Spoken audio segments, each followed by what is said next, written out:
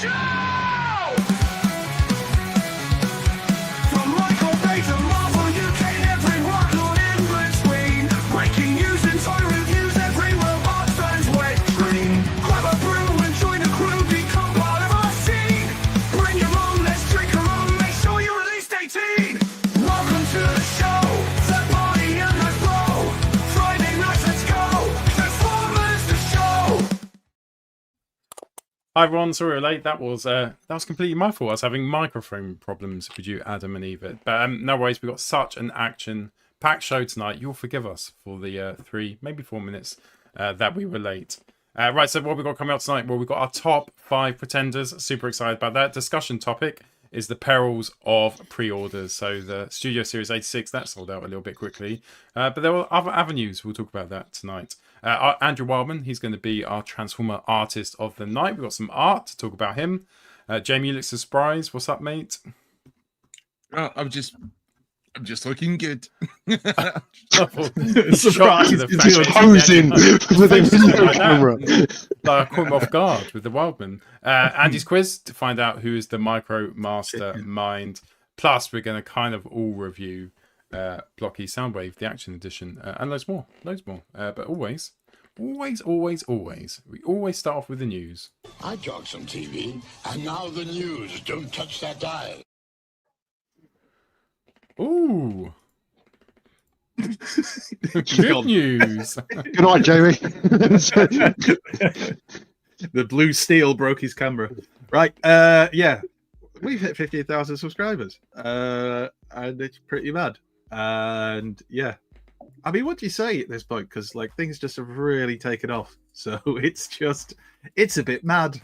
And thank you to everyone, new and old, who's subscribing. I guess it's all just a bit mad. Thank you. There you go. Much. That's how you do it. Cheers.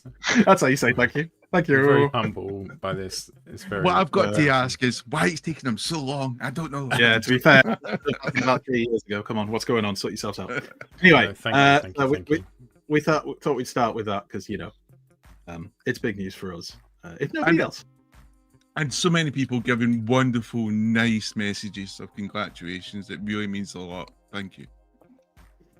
Then we'll go on to actual Transformers news, which is what we're supposed to be talking about. So, another missing link rumor, which came from Baidu, which was that Ratchet and a mystery Decepticon, Ironhide, sorry, Ratchet and a mystery Decepticon, are supposedly in the 2025, in the works rather, in the 2025 Generations book. This is in addition to a rumor we've had before about getting a missing link Grimlock and Ultra Magnus. Obviously, this is still just a rumor, but as it stands, we are supposedly getting a missing link Grimlock, Ultra Magnus, Ironhide, Ratchet potentially, Ironhide and Ratchet potentially, and a mystery Decepticon, which most people are guessing would probably be Soundwave because it just feels like a mold that would be ripe for that kind of thing. Although they make new molds of these, so I don't know if the mold makes that much different. But anyway, Do you know what I'm looking forward to? When they do a line where there's no paint issues, where there's no quality control issues, that's the line I'm looking forward to. I'll get yourself some missing link. Don't think I've heard anything about them having particular issues. Hooray for Hasbro. Yeah, so there's that, and yeah, that's that. Let's move on to a bit of MPG news. So this is these are images from the recently published Transformers Generations book 2025, which comes out in Japan. These came from somebody on Baidu whose name was written in a language I can't read. So I mean, I can see it, but I can't read it. Next time I'll have to put it on the images. But thank you to that person. And it's basically production sketches and images of the MPG 17 style Generations Optimus Prime. And it does confirm the reason it's Generations Optimus Prime is because it draws inspiration for different things that are features of it from different generations and iterations of Optimus Prime. That's kind of the point. A lot of people are asking questions about why does it have that? Why does it have this? Why doesn't it have that? And this kind of answers those questions. Not necessarily in a language I can understand, but you can see the pictures. So the pictures answer the questions.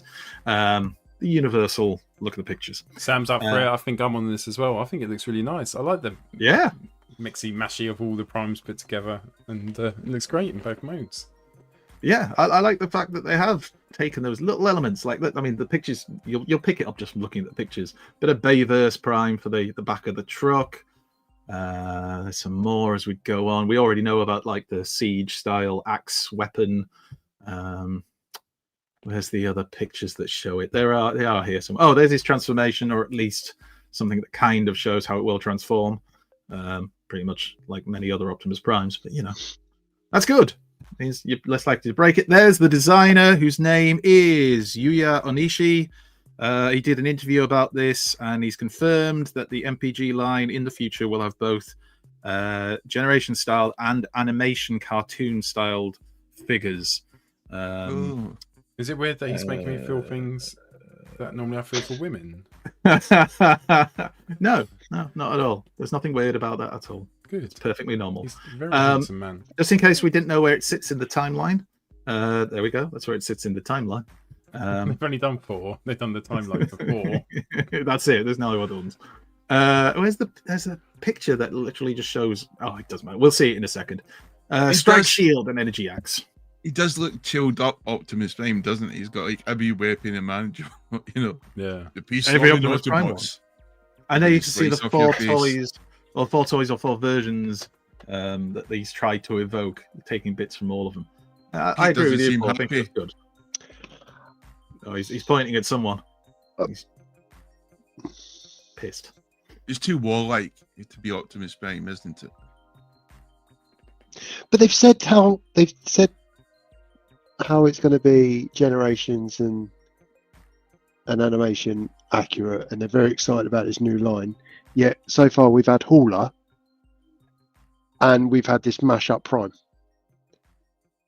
I just don't. Was it an opportunity to start with characters that we hadn't had a regular masterpiece of? Probably. But write him an email, Pete. I don't work for Takara. I can't answer your question. Well, fine. I'll ask someone that can. Bear with. Dear sirs. Maybe. I think the Generations idea is more the fact they're just going to take different design elements from different versions of different toys to create like a mashup version. They're trying to obviously please everyone, which means of course they'll please no one. Some venison with it. You do love the meat. Right, let's move on. To pay homage to the comic when you stood on the deer, but then he didn't eat it. Venison. Anyway, via JT Prime 17, we have the identity of this year's Pulsecon exclusive, which will be the Armada Nemesis Prime with Vorpal Saber. Product code G1100. And it's also noted that the Vorpal Saber is made up of 3 minicons rather than just being a non-transforming accessory, and that it's unknown how the normal Star Saber deco will eventually be released. So, yeah, I said previously I want an Armada version of this painted up as Scourge, and they're giving us one. I know they're calling it Nemesis, but it's, you know. What is it with the faces and just not being able to repair a job? Oh no, he gets destroyed. Cartoon destroyed. I'm sure he does. And then basically, having been destroyed, it's like he can't die, so he just reforms, and that's like mid reforming. His face doesn't normally look like that. It's not like a bludgeon spaghetti face thing. Right. Anyway. Then lots of people seem to be getting this in hand, which is the 2-pack, the Devastation Ground Soldier and Elite Seeker, which are repaints of the Runabout Runamok mold and Ramjet. So these are a Target exclusive in the US and a wherever you can get them from, like Hasbro Pulse and Independence here in the UK. And people have them because I've seen people. And Hasbro Pulse, I think I've still got some in stock as well. I've had a look. They're brilliant. Yeah. I've seen people already selling off the one that they don't want from the 2. So, really? Yeah, you've got that option. Blue really pops. Yeah, I like the blue Trooper one. It's just, it's not really a character, is it? It's just, no. You know. No. But if you want to army build, then buy a few, few of these and you've got yourself a little army, haven't you? If only we knew somebody who likes army building. I've already got 2 weeks, which I'll show trade. next week is my pickup. So next week, because I think they came in too late, they didn't make the deadline. It's a cut-off point, isn't it? Yeah. You're on the clock, lads. Anyway, it's ramjet in different colours. Oh, don't you want to get him if you've got all the others? If you had every other one? No, that's a completionist thing, and I'm not a completionist, so it's fine. You guys knock yourselves out if you want, but I can want live it. I haven't without got it. any of them. Well, I need to get that. I need to get all of them now. But then you'll have to get all of them. Yeah. And then sell them about a month later. Yes. Like my blockies. They're very As- good looking, Andy. I think you would like it.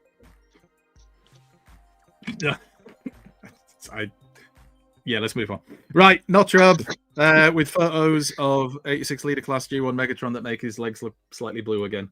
Really wish people would find a way to stop that, but it doesn't matter. It doesn't matter. It doesn't matter. We all got it ordered that wanted to get it ordered, I hope. So it doesn't matter. It'll be coming, and we won't care once we get it. Good poses, not rap. Yeah, I like the photos that he does, and he does seem to get a lot of these things quite early. So, yeah, good on him. Yeah, the pre-orders for this all went up along with the pre-orders for a lot of other things, but I think we're going to talk about pre-orders in the discussion, so we won't really dip too far into that right now. But hopefully, everybody who wanted things got the things they wanted pre-ordered. Well, I've got to. Are we going to talk about this in the discussion? Yeah, we're going to talk about it in the Yeah. discussion. So you don't have to. You can hold. Anyway, yeah, we have seen obviously pictures of a lot of pictures of this recently. So if you kind of fed up of seeing this, I apologize, but I really don't care because it's. Let's be honest, we've waited a long time for this, and there's a lot of excitement about it. There's even people I who love normally. that photo. Yeah, it's That's- great. There's the third party lot who are even fairly excited about this, and everybody seems to want to get it in hand and just see, is it as good as it looks? It has a tank mode, which apparently is based off a real tank, but it was more of a prototype one than one that actually got put into production. And yeah, and then he looks good with Prime, in my opinion. I think he should be a bit bigger than Prime, and he looks a little bit bigger than Prime. Why, when you know that Optimus Prime was in your bot, who was designed to fight Megatron? What? Optimus Why Prime what? who was designed. Yeah, but why what? But There was no why would you question think there. he should be smaller? When he was a Prime? warbot, Optimus Prime was a warbot. I just always, ever since the comic books, I always saw Megatron as slightly bigger. That's why, kind of like, it's better when Optimus Prime beats him, because it's not about losing to the bigger guy. You know, Optimus Prime can still defeat him. So it I've doesn't bother always me. that seen he's him slightly- as same and it's height. a tiny bit bigger. It's not like it's like a foot and a half. So yeah, that's why. And then we got Constructor Concert. We got Scavenger. That went With up his for low pre-order. riders. That's like me in college. And now. Old He box just now. looks awful. They see me rolling. He looks better than Bone Crusher, so I'll take it. And then we got Mixmaster. So loud. If we sing it, we won't get copyright strike, will we? It depends how well we sing it. So no, we won't.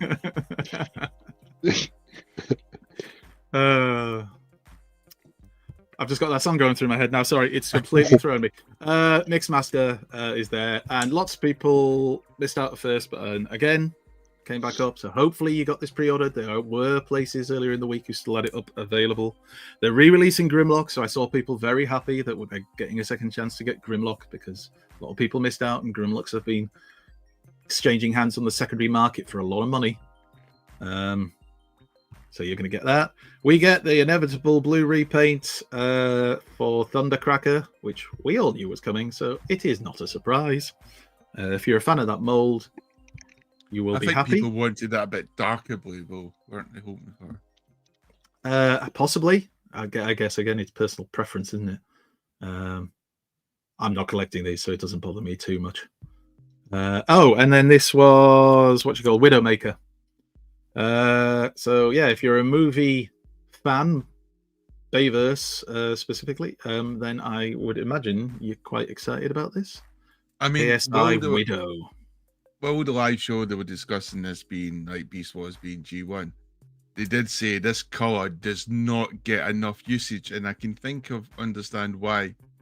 But this color doesn't get enough usage. Yeah. It's not, yeah. Like if you bought that car, which I believe it's a McLaren, isn't it? If you bought that car in real life and you chose that color, I would question question why they sold it to you. And But if you were given that car in real life and you didn't have to pay any money for it, I'd kind of be okay with that. Yeah. Well, so would I, but mostly because I'd sell it. Take the money.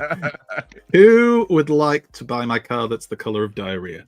Right, Skywalk moving on. SES is late. We'll think of a forfeit. I'm thinking Skywarp, interpretive dance to Enya. That's your forfeit for being late. Oh, that is a wonderful shot. Yeah, you can PM me up. Or he could do shots. There you go. Right, enjoying his wife You on can the pay shot. for shots. You can pay for shots.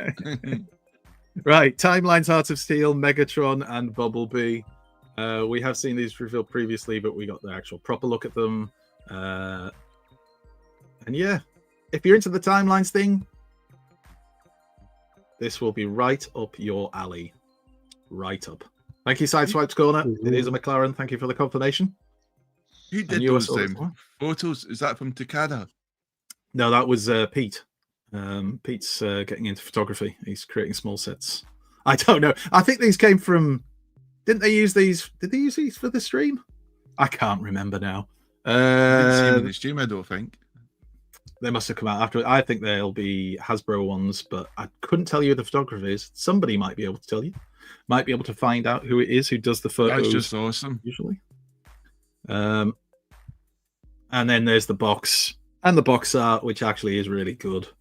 I think it looks good. I'm up for this. Yeah, Megatron Bumblebee does look good, but those photos just made them look immense. He looks more black there in coloration. But yeah, it's coming. You can pre-order it. You can spend your hard-earned money on it.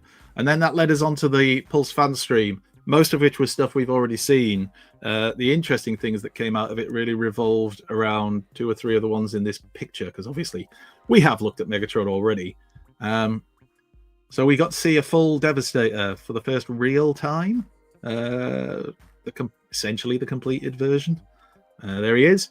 Backpack doesn't look anywhere near as egregious there as it did in some of the photos we had previously. So I don't know if that was mistransformed before or if they've just changed something. But look how happy they look. Yeah, So Evan's just like... You get an idea of scale as well there. You get a bit of the scale thing, so you can see how it will scale with your current ones. If you are keeping your Combiner Wars one, you might be all right there because it might just have that little bit of height. Keep these ones for your individual bots. I think the trouble with the Combiner Wars one, or even Unite Warriors version, is these look quite solid to move around, quite stable. Where I think with the Combiner War stuff, they're not as like, it's fantastic at holding certain poses or moving around. 10 years of engineering, I guess. Oh yeah, Arachnid. So Arachnid from Transformers 1, which we didn't know was coming. So this actually was a reveal. I mean, we knew it was coming, I think. I'm sure they'd mentioned it before, but we actually got to see it. And you can see it in scale with Transformers 1 Starscream and the Lolita one. They showed off the bot mode. You can see the head sculpt there, which is pretty good. Lots of people seemed excited for this. And it's deluxe with that engineering. That just... Yeah, that's the size of it. I think they're I think they've lied to the money men in Hasbro. Oh no, not much engineering here. I agree with Dave. We praise Mark, but he wouldn't kick Evan out of bed either. You're right, mate. So it's Evan out of bed and that designer who designed something earlier. I've forgotten his name now, but we'll look back. I'll get him I'll get you his social media account so you can drop him a PM, slide into his DMs, Paul, and I'm sure something else. Right. Anyway, there's Alpha Trion again from Transformers 1. So we got a first look at basically a grey model and then the prototype of the what do we call it? Unicorn Lion mode, whatever the hell that thing is. Unirhino. Unirhino. Rhinocorn. Anyway, doesn't look like any rhino. Anyway, it's there. Yeah. Whatever it's called, it's there. I don't think those colors are final. So before anybody starts ranting, yeah. But it looks pretty cool. And if you're a Transformers 1 fan, you're finally getting the toys that we should have got literally when the film came out. I think the cool thing about watching the stream was just seeing Evan smile, just talking about these things. He's just in love of what he does. You know, big He's a hit. happy man. Skybound, Transformers and G.I. Joe Comics Energon Universe is apparently going to be adapted into an animated streaming series. They That's expect crazy. this to be announced at this year's SDCC. So, yeah. Do you think this is Do you know built up what? to the film? Sorry, Pete, go on, mate. No. You were talking first, mate. No, I was just thinking, do you think it's built up to the film, the G.I. Joe Transformers crossover? They start doing side projects, don't they? Is this one of them? Could I be. think Like Hasbro's this- little sidekick.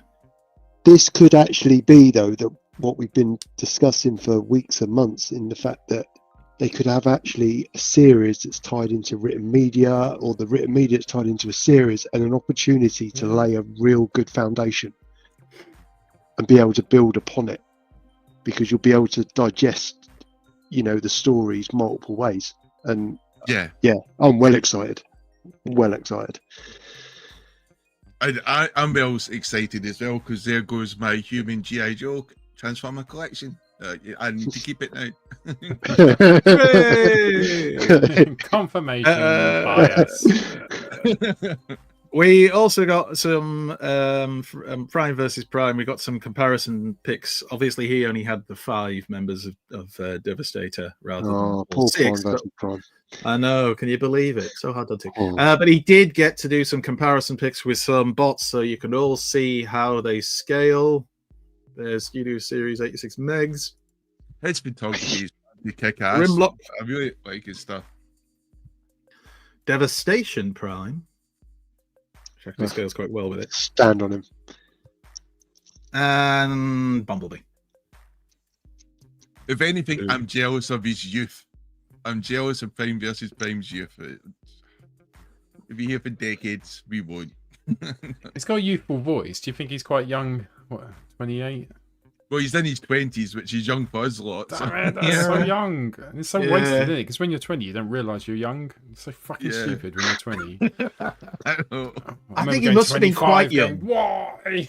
25 He must have been years old. quite young when he started, because his voice has definitely changed.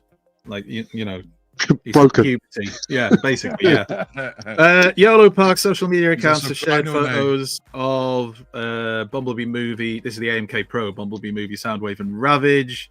There were loads more photos of this, but I forgot to download them. But anyway, Is this the Ravage that actually transforms as well? He will come with his partner Ravage. It doesn't say, but yeah, there was a rumor that it's coming with a transformable part, so everybody assumed it would be the cassette, which would be Ravage. But Yeah. I can't tell from that picture. I'll have to see if I can find some photos to confirm if that's the case. If this is Although that Hasbro one. stop it. It has How stop dare the you. Blockies. Combine I think the that's thing. I think that's up for pre-order now, so people could maybe go and have a look. Somebody go and do my job for me, thanks. Right, moving on. This was a bit random, wasn't it? But it was the Cyberworld Strike Battle Set Scorponok just turned up in Smith's. So this came from who was it who found this? I want to give some credit. Someone on apparently, TFU Cake on.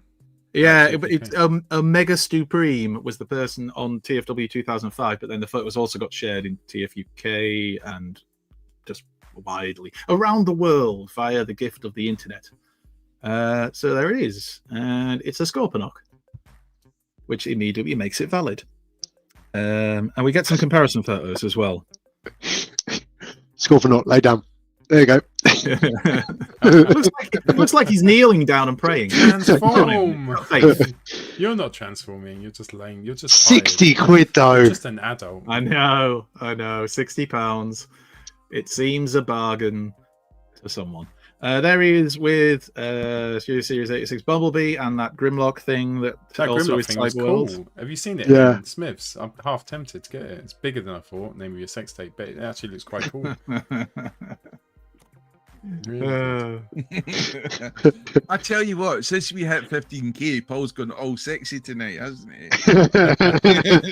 It's really hot. I mean, and I've sexier had than the half- mattress on the floor. Not sure what's going on there. Yeah, what is that? Oh, but wait. Look at the retro gamers in the corner. Yeah. Do you know how I know it's retro gamers? Because look, what's that over there? You've got them as well. It's the same. We're the same. Is that yours? Is that your room? Is that my? Is that there? No. Anyway, I there don't it is next to use the Tidal mattress. We've got a garden. Wave. Stained mattress. And just for Paul, there's Grimlock.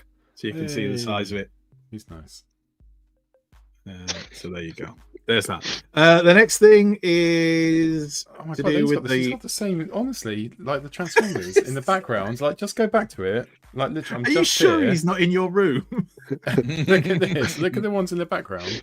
They're Help. just right next to me. Like, Oh there's... wow, scary. Whoa. Very scary. Middle Anyway, of mouse mat.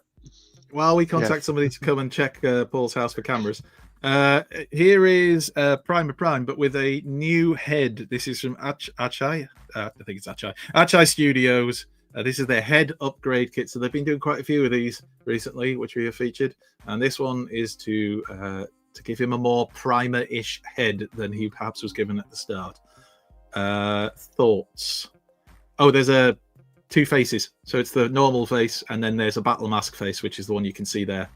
I like the normal face with the helmet. It's gorgeous. I do, but it's almost too overly stylized for the rest of the body. It makes the rest of the body look a bit boring. But I think it does look good. I would get this. That's because the rest of the body is a bit boring. It is, but yeah, when he's got the boring head, it makes sense. But It sounds weird. He's such a... The toy comes across as so noble. And I don't know, now the head... I don't know, it's almost like an elven head from like Lord of the Rings where they've got the helmets on. Yeah, it looks quality. I think it adds something. Nordic. I believe it is supposed to be based off his appearance from something which might be the Covenant of Primus. It might be something else, but that's why they've done it, to try and evoke that. Obviously, it's up to you whether you like it and feel it's worth investing in it. I don't know how much these things cost. Jenny, you mentioned this last week. I'm sure I asked you then. I think they're like 17 quid. The only thing I would say with caution is, remember, these things do not come what do you call it again? The varnish. Yeah, they come painted, but they're not varnished. So make sure you don't go rubbing the paint, because you just rub the paint right off. You know, so if you're going to dust out that, make sure it's a brush, a light brush or something like that. So don't be rubbing it too much. That's good advice. Also, the name of Paul's sex tape. Right, moving on. Still so, rubbing it. That song, can we? Go on. And then... Anyway, our first look at October's Transformers solicitations. So we've got a new creative team behind the ongoing Transformers comic. Robert Kirkman, who you'll know from Invincible and The Walking Dead and Void Rivals, and artist Dan Mora, who has done Justice League Unlimited and Superman, amongst other things. They kick off a bold new era for the two-time Eisner Award-winning series Transformers Blood Meets the Eye. That Optimus Prime head sculpt, that's taken from an actual toy, Hasbro's quality control. I tell you what, it looks surprisingly good though. I mean, there's all the covers they've published. Oh. Look at that one. Nice. Yeah. There's been some excitement, just because not so much that the previous one wasn't good, but like just the writing team they brought in, and a lot of people very, very effusive about Void Rivals, which of course I've never read, so I feel like I kind of have to now, because I've seen lots of people online saying how good that is, so they're hopeful that will mean this will be also excellent. There is Dan Moore. That's not a photo. No, that's they're saying just in case anyone's confused. They're saying it's a good time to come into the comic. Like, if you haven't read it before, you don't have. This isn't necessarily you have to do the first 24 episodes, do you? They're saying come in here at episode 25, and it's more than accessible, which is good. Yeah. There's Robert Kirkman. Not sure what he's thinking. Might be good, might be not. And here's some of the preview images they've released from the upcoming comic, which I think is out October the 8th. So, it's a while before we'll get this, but, the artwork. Why are we still doing monthly? Because that's the American way. Yeah, it's because we were spoiled as kids, weren't we? Getting a fucking comic every fortnight. We never realised it, did we? Yeah. 2000 AD was weekly. That's insane. Every week, a whole new comic comes out with no digital art, all hand drawn. America has generally tended historically, their comics have been monthly. So it's like that's why when we had the fortnightly Transformers comics as kids, they had to fill it. That's why we got so much UK exclusive material and stories, because they had to fill it. There just wasn't enough US stuff at the time, which was a blessing because it was the best stuff. The thing about the UK comics, though, is you had a myriad of different artists and even comic book artists doing the comic covers, compared to other comics which tend to have a stable artist maybe for 20 or 30 issues. With the UK comics, it was like, you know, it was a jigsaw of which artists you would get this week. And I think that helped with the workload, didn't it? Because they were all we'll make it easier. each other. Yeah. And what we're all excited about from Entertainment Earth, their website, official stock images of the new Transformers Cyberworld, Cyber Changers, Chop Shop, Snarl, Elita 1 Wheeljack, and Off-Road Optimus Prime. Oh, and Bumblebee. These are the smallest toys in the Cyberworld line and have very basic articulation at the shoulders, hips, and knees. Now, I'll grant you, immediately there'll be people saying, why are you showing this? You know, we're adult collectors. But a lot of adult collectors do still collect this stuff. So, you know, we've got to be fair to everybody. Obviously, that's not an adult collector. But, you know, you get the idea. You know, there's Bumblebee. Could be a small adult collector. We shouldn't judge. I'm not quite sure. It could be. That's very true. That's Chop Shop, but it's done in, is it Barrage's colours? Or is it Venom's? I can never remember them. Venom's colours, isn't but it's actually called you're Chop right. Shop. It could be Barrage's colours actually as well. Either way, it just feels weird to call it Chop Shop, but they have. So, you know, That's look quite at that kid's face. He is going to kill some Very mofo. young man. Somebody has Testing. ticked him off. You will fail. He's gone all. Well played, Sam. Well played. Anyway, there's Snarl, which seems to be kind of based off a mixture of the G1 Snarl, but it doesn't necessarily look. I mean, it is a Stegosaurus. Oh, no. I'm glad you said that, Sam. I so wanted to say it, but I was controlling myself. And there's Elita 1. She has got quite a cool little like hydrofoil motorboat types mode. There's another one of the Small adults. people this is aimed at, who's small adult. Yeah, she's actually 46. 3 kids. Chain smoker. Looking good for it. Yeah. Always on the tabs. There's Off-Road Optimus Prime. He hasn't got a faceplate, so it's a no from me immediately. And there's his off-road vehicle alt mode. If you looked at that face, he needed a faceplate. He is ugly, isn't he? Not this kid. It's Oh, not- young adult. young adults, 33, crack addict. Bless him. He's trying though. He's trying his best. We support you. With very bad eyesight, because he's happy holding that. Yeah, get off that stuff, son. There is Wheeljack. All Wheeljacks are valid.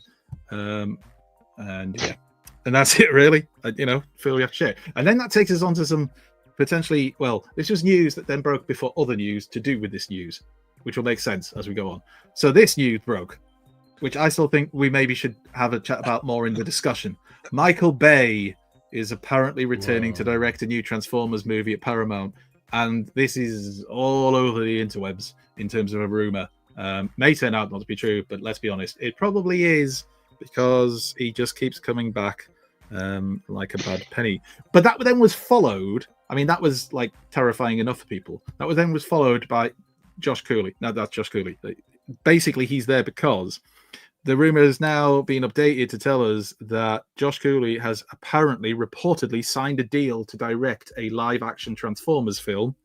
And this film is said to be, along with the Bay film that we just heard a rumor about before, is said to be 2 of 5 Transformers projects that Paramount currently has in development.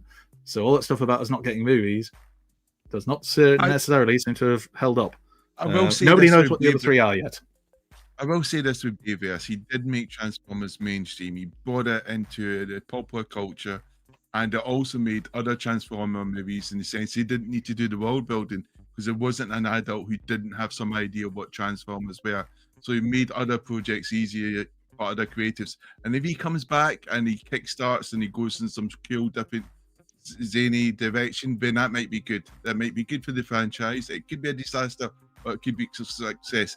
When Bay is controlled when he's controlling himself or other people in his creative team control him, he can do exceptional movie work. He can do it, but he does love his just big explosions and bright colors and constant action. And underage sex. But yes, he might come back and not make something that's complete trash, but let's be honest, probably will be. But it does, like you said, the fact that is you cannot argue with the fact that Bayverse films thrust Transformers back into the consciousness of the entire world instead of just, you know, a smaller fraction of it that was us. So, you know, love him or hate him. One question: do we need to cut that bit out in case we get sued? I don't know. No, because he put a bit in his film that was about underage. You know, it was the thing with the card that everybody cringes at every time you watch that Age of Extinction film. If he didn't like it, he shouldn't have put it in the film. Come at me, Bay. Come at me. Anyway, right. We'll move on to SDCC. Andy. That's Andy. And these are the views of Jamie Liddell, who you can find at this email address. Right, anyway, SDCC have revealed some exclusive you'll be able to get if you go into SDCC, which obviously we unsadly are not. But if you are going and you're lucky enough, like many of our US audience might be, you can get a G2 Snarl plush, a Laserbeak magnetic plush, so you can like stand him on something. But do you need to have like metal lapels so you can have him on your shoulder? And then a T-shirt, which is Catnip Bravo Transformers Grimlock crossover T-shirt, which is what we've all been crying out for. Go back. Is that Ian? That's Arrowfire, isn't it? That. Well, on the that's right. Ian there. Yeah. Is it not? I feel like Ian's a bit bulkier, and like no, he's been bulking up muscle and like Jim. That bloke looks like he probably needs to get to Greg's. Anyway, there's Snarl. There's Laserbeak. I know a certain moth who will want one of those, without a shadow of a doubt. There's Laserbeak again. Apparently $24.99 at SDCC. Now, what'd be cool, if you remember those toys, you'd unzip them, and you'd hold them inside out. Inside out, yeah. Now, if they turned into cassettes, you unzipped it and it turned into a cassette. I'd buy them. Oh, I was thinking you could have it turns inside out and it turns into Buzzsaw. So the inside was a different colour. Because then you wouldn't have to change the shape of it, would you? Yeah, it's not a bad idea. It's just not as good as mine. You're right. It's better. Anyway, there's the Grimlock T-shirt. It's Ian. What that mouth, that's Ian's mouth, isn't it? And his chin. It's Ian. They borrowed Ian's mouth. It's been created with AI. Looking to the east. Using his body. He's looking for Gandalf. Anyway, right, moving on. Here is Takara Tomy Transformers AMT-01EX Lost Light Rodimus. Some more official shots from Takara. And that is a thing of beauty. There are more photos online of this, but given the time, let's move on rapidly. Hi, Aaron Archer. Thank you for watching. We'll be on our best behaviour now. Promise. Hey, hi, Aaron. Now this was late breaking. I don't know if this is late breaking news or we just didn't know about it. This is the Blockies Transformers exclusive Galaxy version transparent Soundwave with tapes. This came via Notrab, whose obviously photos we show, and apparently Notrab created artwork on the card back, so you can see they're all transparent. The tapes and the weapons and everything, and then on the back. Apparently, the artwork is Notrab's, according to the information that I've got here. This will obviously be really cheap and easy to get a hold of, right? Oh, I bought it already. Have you? You found one already? And it was a bargain price, right? Thank you so much. I don't know if you want me to say who it is, but thank you. The person who found it was amazing. Obviously, I'll give you a shout out if you want it. But yeah, but this is not the end, Andy. There's two more. Oh my god! I think this is the scary bit, and this is the bit which I seriously, because I love Blockies, I want to collect them all. That's the thing. I love the Galaxy ones, but I need to have every single one of them, otherwise I can't sleep. And I think they've just released one in China, and they've released 66 of them. And I don't know, my maths isn't great. The population of China, I know it's probably a little bit bigger than England, maybe massively bigger. But if there's only 66 and I'm in Durham in North England and nowhere near Beijing, like my odds aren't great. So, I don't know. But life finds a way, Paul. And so did you. Life finds a way. Blockies. Anyway. It's like they've done the Blockies, 999. They've done the pink one. They went, done that. And like everyone lost their crap. And that was horrible. And they were like, how far can we push them? Do 66. Anyway, The people, it's like the Hunger Games. That's unconfirmed. It's unconfirmed news. It might be a rumor, but yeah. It does look small there, though, doesn't it? yeah, well, yeah, it's Galaxy version, so I guess I don't know. It's hard to tell. Maybe that person just has giant hands. We just don't know. Maybe that's Shut Paul's up. hand. Anyway, that's the end of the regular news. We can do a bit of third-party news if we want to. I want to. I always like to do Yes. third-party news. And let's do it. Battle this. It's heavy metal cruncher time as Optimus Prime goes toe-to-toe with combat Megatron. Prime is one tough dude underneath his hood. He's a transformer missile fun phenomenon. Combat Megatron is combat armed. His mighty mega missiles are slamming. He can mad out more for use mega force, but combat Optimus is still standing. I really shouldn't be having a drink when I'm doing the news. I just nearly dropped my... I had to panic. Grab it. Oh, that would have been terrible. Right. So this is third party, but it's also crosses over into mainline because this is a set that is coming out. Mechanical Skull Studios, Omega Supreme conversion kit. I almost said Omega Prime. Got that on the brain. So this is a conversion kit to basically make your Arc figure look more like Omega Supreme. Many people have commented over the years since the art came out that it would be a great thing for Hasbro to convert that into an animated Omega Supreme figure. You'll see why if you're not a fay with all that at the end of the photos, because there's pictures about the animated Omega Supreme. So you can see how it changes him, changes his hands. It's not my favorite of the photos because you can't really see anything. Not really sure why that person took that photo. There you go. You get a little Ratchet with it as well. Especially who's doing the little Ratchet? Is it New Age? They're doing the Legend scale Ratchet we saw the other week. Somebody help me out here. Does look like it. Yeah. I don't think New that's Age. that. It's about That's a 3 of different them. one. Because the other About 3 Ratchet is an Ratchets. animated Ratchet. But That could be you know, Hot you Soldiers get the one. idea. And again, if you've seen Transformers Animated, you know why Ratchet and Omega Supreme would make sense to have, together on your display or diorama or whatever. And there is, whoa, lad, come on. There we go. There is animated Omega Supreme, who was transformed into, spoiler alert, transformed into basically a spaceship. There he is, as his spaceship mode. So yeah, that's coming from Mechanical Skull Studios. I've no idea if it's already up on the usual places to get your third-party bits and pieces. Have a look. Maybe it will be. If not, keep an eye out for it because I know there'll be people who will really want that. Have I mentioned how much I like Misfire? There's X-Transbots Toys Ballistic production samples. This is an actual production sample. I assume this is somebody who's working on it. Who they thought to themselves, where's the best place for me to take some photos of this production sample? I know, in my car. But they're there, and we can look at them. There we go. There's his back. There's his head, in case you want to remove his head. And there's his jet mode. I'm so excited. The only thing that makes me sad is it's X-Transbots. Every time we're Good evening, X-Transbots. Some stuff's like Andrus. That's right. And it's true. Yeah, it's true. It is. This unfair. won't be one of them though. This will be awful. No, it won't. It will come in half. The sad thing is, even if I don't get the other ones, I feel like I will have to get this one because it's Misfire, and he just is. He's another one of those bots that means a lot to me personally. So I'm gonna have to buy this, and then I'm gonna have to transform an X-Transbots bot potentially. It may be something that pushes me over the edge. Pay extra and get it in alt mode. Can you do that? Hey, someone else. Where's Devastator? I'll bring it to a con. Devastator, get that transformed for me, son. Let him break.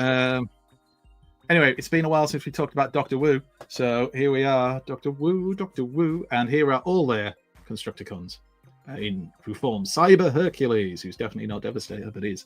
There they are. Little mini guys. Cyber Crane and Cyber Dump Truck.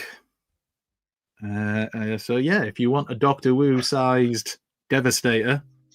The modern day Micromasters. Yeah. little bit. The one thing I will say about them, because I'm not a fan of them because I just think they're so tiny. But actually, as Moth proved with some of his photos with Doctor Who figures on his like Fort Max and stuff like that, they do work really well with your base bots and stuff. So yeah, and of course we were all excited to see that Funby Studios have done a kit to turn your Studio Series 86 Megatron, or are doing a kit, I should say, into a gun, like it appears in the comic book. So this is basically just the handle. They've created or are creating a handle, so you can transform your mech. Look, guys, I know you want it to be a gun, but this feels like it's really stretching now. It's like, you know, They just show it off, though, aren't they? They do such good stuff on these studios. It's oh, like, they do. you want to They handle? do. You want to It's handle? like, Okay, you want a handle? I give you a handle. we can do that. And there it is. Pow pow.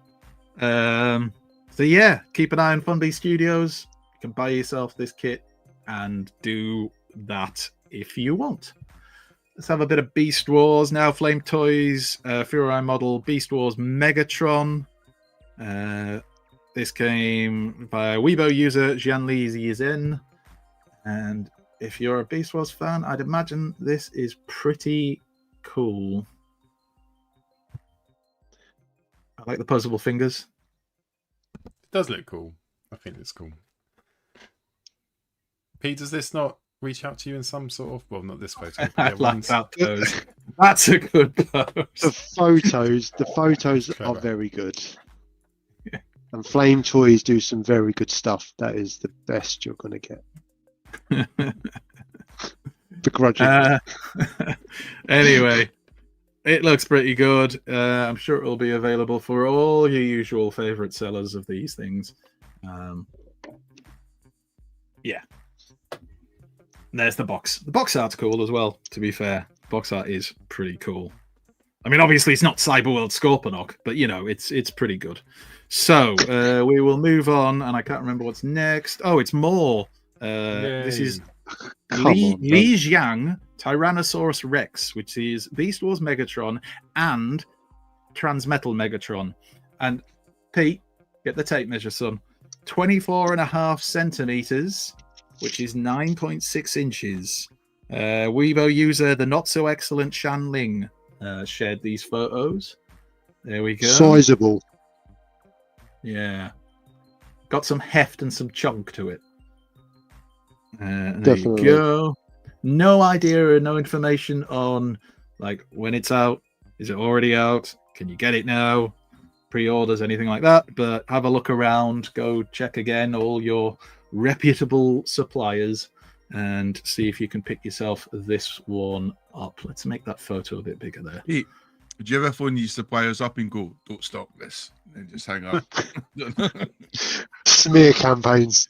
Are we still talking about his Transformers suppliers or something else? What else have we got? Oh, nobody will be interested. Oh, no, not that.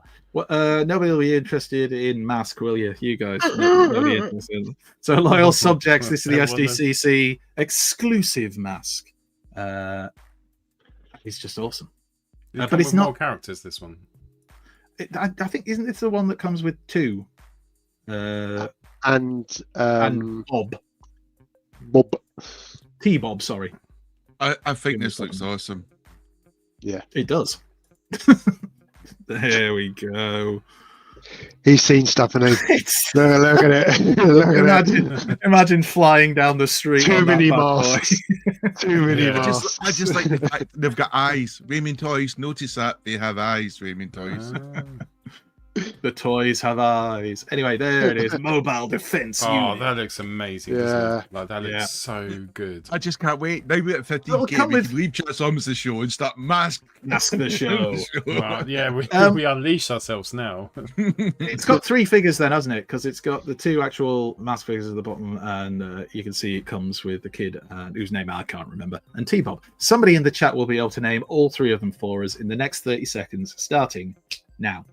So we'll wait for that. And there's the back of the box just to show the stuff you get. And yes, I believe this may end up being available from UK-based suppliers too. but I'm not going to confirm or deny anything till I have confirmation. Prime Time I've seen Bruce, Sato, Matt Tracker, Scott Tracker, The Devastator Mothman said always Scott knows. Tracker was an arsehole. Was he? Whoa, whoa, whoa! What did he do to you? Was crap. Oh yeah, T-Bob is terrible, but you know he's there, isn't he? So you can have him. Right, there you go. Right, where were we? Oh, Craftsman Toys. Craftsman Toys. This is their DJS 02E Carl, which is their version of Lightspeed, and this came via WeChat. So this is obviously not the final version, obviously, unless it is, and they've just decided to go with this color scheme. Who knows? Random red one. Yeah. He can do a high kick. He can crouch. He can do all the stuff you want him to do, and he can be a car. That's a lovely alt mode.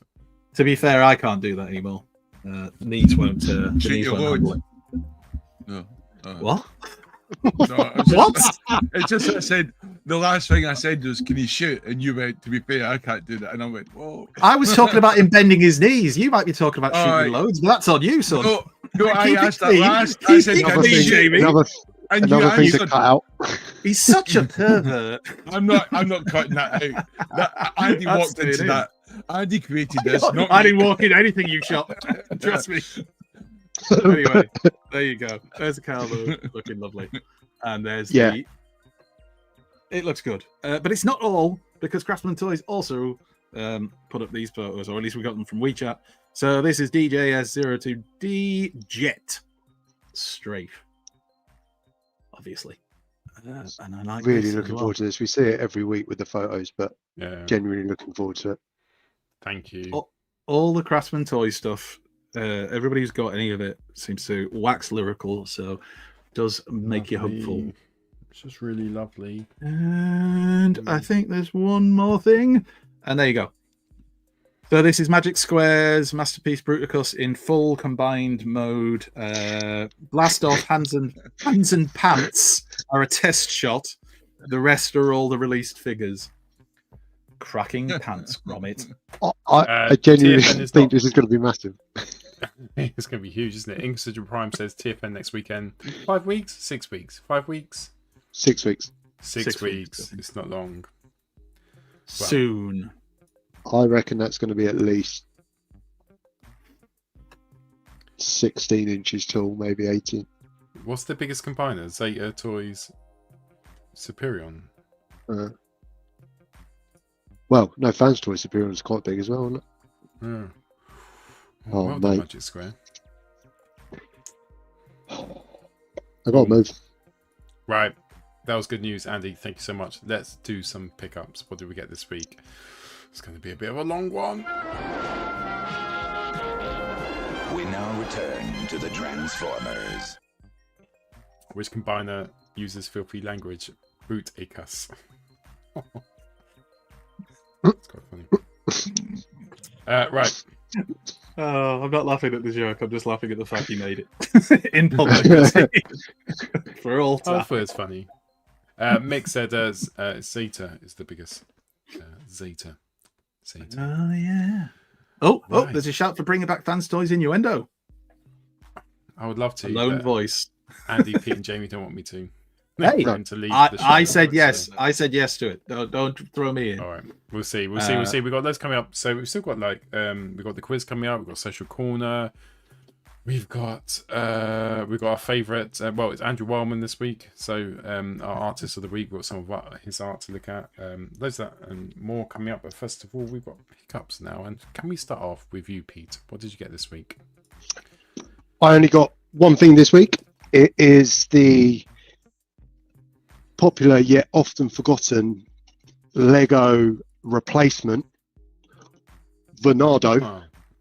Oh, Obviously, very, very popular in very small corners of the globe. I got this off AliExpress, and it's a fake Lego version of the Stargate, which goes together That's quite awesome. nicely. Cool. that does And I look just good. thought, and for the price it was, I think it was about 20 quid. and for the price it was, you know when you just see something and it just clicks, and Yeah. you I'm think, getting oh, that. that will scale really well with Blockies. And Paul, could you share my photo, please? Of course I can. And I'm not much of a That's photographer, really good. definitely not in Jamie's league or a lot of the Oh, no, photographers we yeah, show that's on good.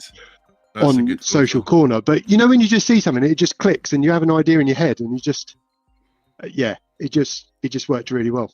So that was my pickup for the week. A Stargate that looks like a space bridge. So from going forward, this is my space bridge. So I'm will going to take. buy that, Pete. Need to send me a link. I'm going to get that.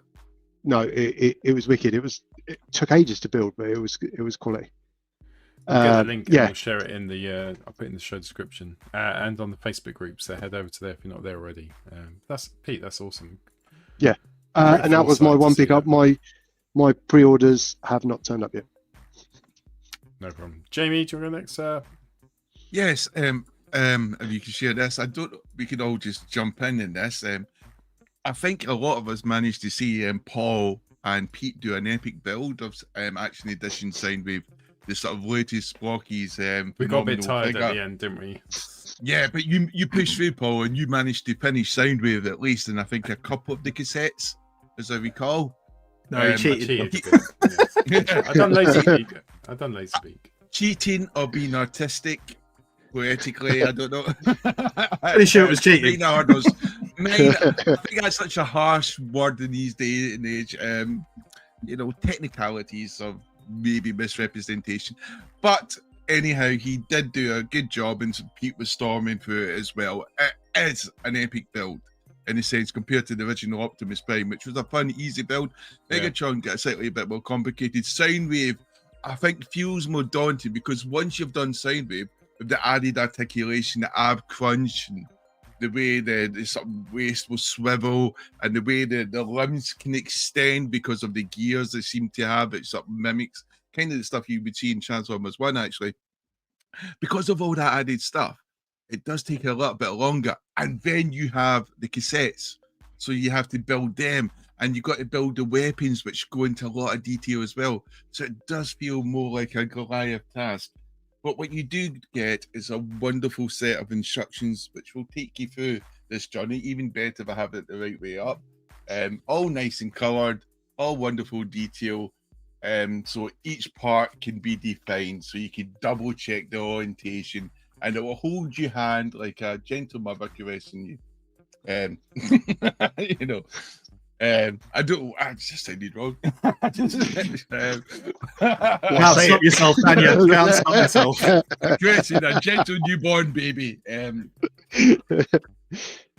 And there you come in this wonderful Goliath of a sort of massive box, which, just looks shiny, and the kind of artwork which I think Hasbro need to bring back in for the Studio Series 86 stuff.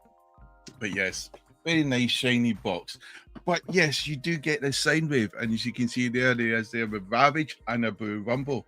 Not a purple Rumble, which he should have been, but a blue Rumble. But nevertheless. But as you can see with these figures, they're just it's just so much Silco stuff, and it's like it extends stuff. The arms can extend out there, the legs do the same with the shoulders. There's just so much more options with this figure and how you can pose it. And of course, with all these options of posing, especially the individual figures, it becomes a bit of more of a nightmare because there's so many different moving parts, but a fun sort of nightmare in the sense if you're trying to do sort of toy photography, because you just have this wonderful articulated figure. And he comes with something else which all the sort of classic class and Action Edition class and some of the light up Blockies come is if you get a sort of magnet, he will not light up. Oh, he does. His eyes will light up. They like it. It's like you see in the sort of picture there. He has kind of got rosy red eyes. Rosy red pink eyes. I do wish it was a deeper red. So there's something slightly negative, I would say, but it's something that can be easily resolved with another part or painting around the transparent bit with a thin red. But yes, and he does come with sound. The sound not great. I'll be honest, it's not great from any distance, but you know, it's a nice attempt. It's nice to see that Block is always trying to do something different, innovative, and fair play to them for trying that. But I kind of hope for the next block is either they improve the sound or not worry about it, or have it something separate, like here where it might not suffer the same distortion of being inside this figure, like a sort of sound box or something, or even just the an app. eyes. Like the eyes lighting up is fine for me. Like I don't need the sound. Yeah, like, I agree with you.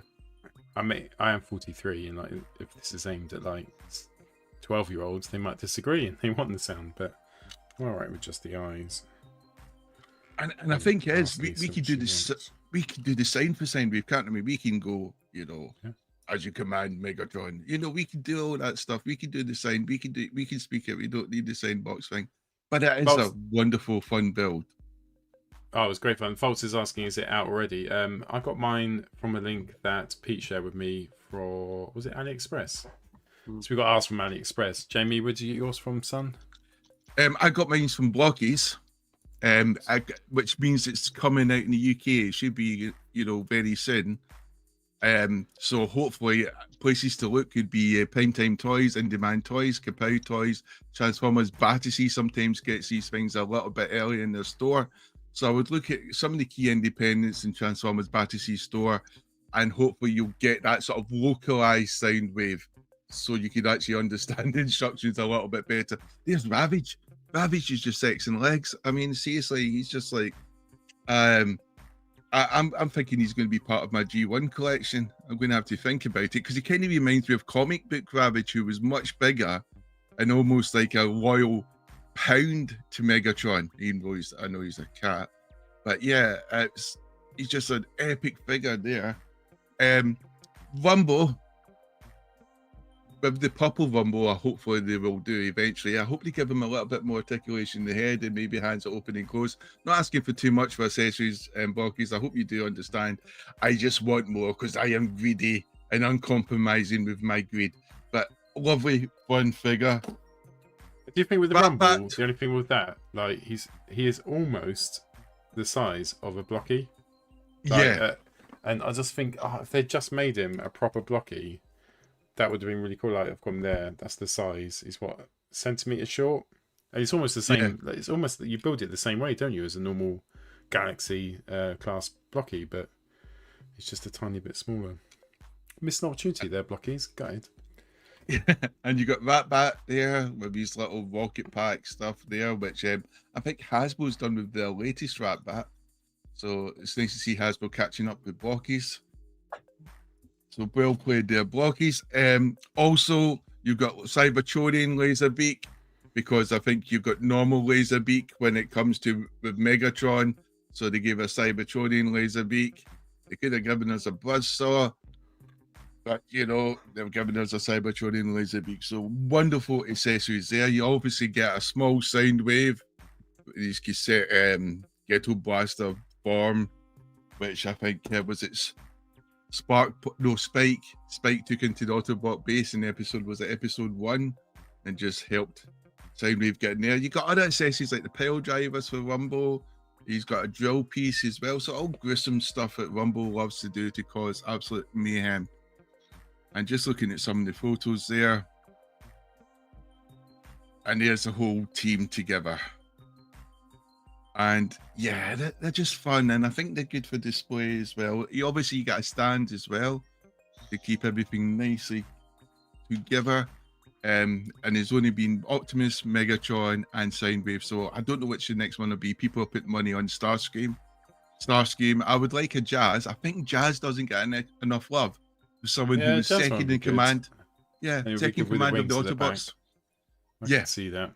Definitely. Oh, different options like wings or not wings. That would be cool, wasn't it? Because I know Blockies with Optimus Prime tried to do the comic book and then the toy version. That'd be cool for Jazz. We need Jazz with wings, Blockies. Right, before we go on to your next pickup, we're going to have to say a massive happy birthday to young Paul, or Sunstreaker. So happy birthday, Paul, and thank you so much for watching the show, because you've been watching it for like a million years, and we've met you quite a few times at the conventions. And I don't know if it's today or tomorrow, but Nikki's taking you out for a bit of a. Is it tomorrow? Is it a surprise? It's tomorrow. I hope it's not a surprise. She has posted it. I'm sure it's not. The Yeah, chat, she's so I'm posted sure- I think stuff she's in the taking chat. them. It can't Yeah. be. It can't be. So that is some wife points there, take you out to go Transformers Yeah. shopping. So yeah. So I'm not gonna sing happy birthday to you because it would sound weird. But very happy birthday to you, and I might send you a text and wrap it to you. But yeah, no, happy birthday. Happy birthday, Paul. It's your day. Really cool. Let's go to school. Wait, Right, wait. Jamie, did you get Let's anything let else? him keep going. Let the man Well- cook. Let the man cook. So No, that was there's it. just another picture of Soundwave, and just looking cool.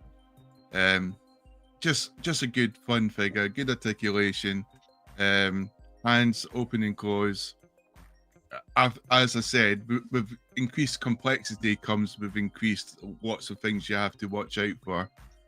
But you know, it's a fun toy. Now, moving on, after Blockies Edition Soundwave, which was an epic build, Fuck. I got This this. is like the best Christmas ever. I got And for Silver Jamie, it Bolt. was just Tuesday. Yes. Or in It was this just a case, Tuesday. Friday, or whatever day you got. I'm more interested in the G.I. Joe stuff. That looks well good. I love those. Well, the thing I'm excited about the G.I. Joe stuff is that could be Centurion. I think that could be molded into Centurion. And we could have a human figure inside there, and you could have Centurion. Because any character in the Transformers universe, it can go toe-to-toe with Megatron and survive, deserves a toy. And Centurion did that, so he definitely deserves a toy. So I'm excited with the G.I. Joe thing. I think That's with a good. No couple of questions heavy about your people budget so far, which is good. Yeah, yes. My Really God, it's excited. about expanding. It's like the universe. It's always going on, expanding outwards. Decepticon Crasher, Optimus Prime. We've got Skybound there. We've got Perceptor with Vamhorn and Ratbat, which got the little backpack, which Blockies had already done, so kind of beat them to it. We've got Star Optimus Prime, which I've not opened yet. I've opened all the other ones to have a good inspection because I'm getting my room redecorated and stuff, and I'm going to have builders and stuff in next week. I'm going to keep him packaged up because I'm going to have to be moving lots of stuff this weekend. So there's just a closer look at the boxes. Perceptor is excellent. Very impressed by that, especially since I've already got Studio Series 86 Perceptor, but it's a small improvement. So well done, Hasbro, for taking my money again. Silverbolt, very good. Vortex is amazing. He just works. I don't know if it's just a happy coincidence of the way his transformation is. Very simple transformation. Very fun character with lots of dynamic poses. Crasher, cool. Skybite. Oh, there was a mark on it, so I'm returning it back to Hasbro Pulse and expecting a new one. Don't you already have Crusher? Didn't you pick it up the first time around? The Velocitron Yes. one. It's the same But toy. in my eagerness to order stuff, I forgot. However, because I've got the replacement head for Crasher, Oh, you can have a different I was going one. to swap the head. But it's a dilemma. Both Crashers are impeccable. Both have got wonderful head sculpts and no flaws. So it's like, how can I take a head off of something that's so beautiful? You know, so I don't know what I'm going to do. It's going to be flip a coin, which one gets the head taken off to get this sort of GoBot traditional Crasher head on. Gonna be honest, there's Yes. probably bigger issues in the world right now. But, you know, you wanna- Not for me, Andy. And that's what it Really? comes down to. Yeah, Oh dear. not for me. Can't hear you, Paul. Sorry, I was on mute. Just turn the Xboxes off in the background. I was wondering why it's so hot. It's because the kids had left 2 Xboxes on in this room, and the fans were competing with my lungs for air to breathe. I recommend Soundwave Action Edition Blokees, and I think Paul and Pete do it as well. Yeah, 100%. It was brilliant. It was a great build, great fun. Enjoyed doing it with you, Pete. Plus, I enjoyed building Enjoyed doing it with you. Soundwave Blockies too. But no, mine one's here. I'll go into my pickups if that's cool, because they probably link to that. So I picked him up and I built him with Pete and Jamie and Andy, and it was good. He is. I really enjoyed Prime. I would say he's probably a step up. I think the colours are better. He's more true. He's less chibby. This guy's got a little bit of chib, a bit of crotch thrust. This guy can do crotch thrust as well. But I don't know. When you look at all these characters you get, I'll make myself big. Let's do that. Give me a sec, Steve. So layout. You need to ban that face. It never gets less funny. So yeah, the character's brilliant. This one is like absolutely so frenzy. He's about the same size as a blocky figure. James done them all, but yeah, they're great. And they're good fun as well. So yeah, so he is brilliant. Pick him up if you can. If you can't find him anywhere, AliExpress do him. I think he was about £40 on AliExpress. Also picked up this guy from Primetime Toys, which is the one in between. So Prime came out first, then they released him. Everyone lost their crap about this guy and said he was brilliant and amazing. So looking forward to having a second. I mean, some people were using him as a stand-in Studio Series 86 Megatron. Yeah, mental, crazy. Also picked up. Now this guy was awesome, and he is Metal Hawk Pretender. Look at his little face. Look how happy he is to be with me tonight doing the show.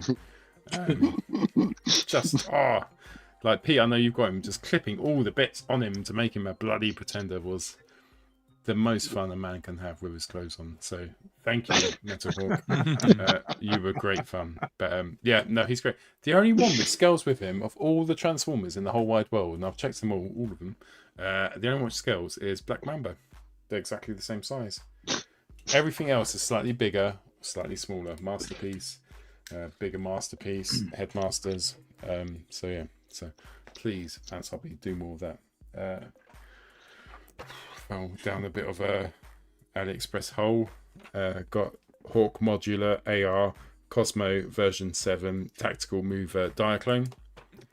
So he's going out for sale soon because that's just not something I collect.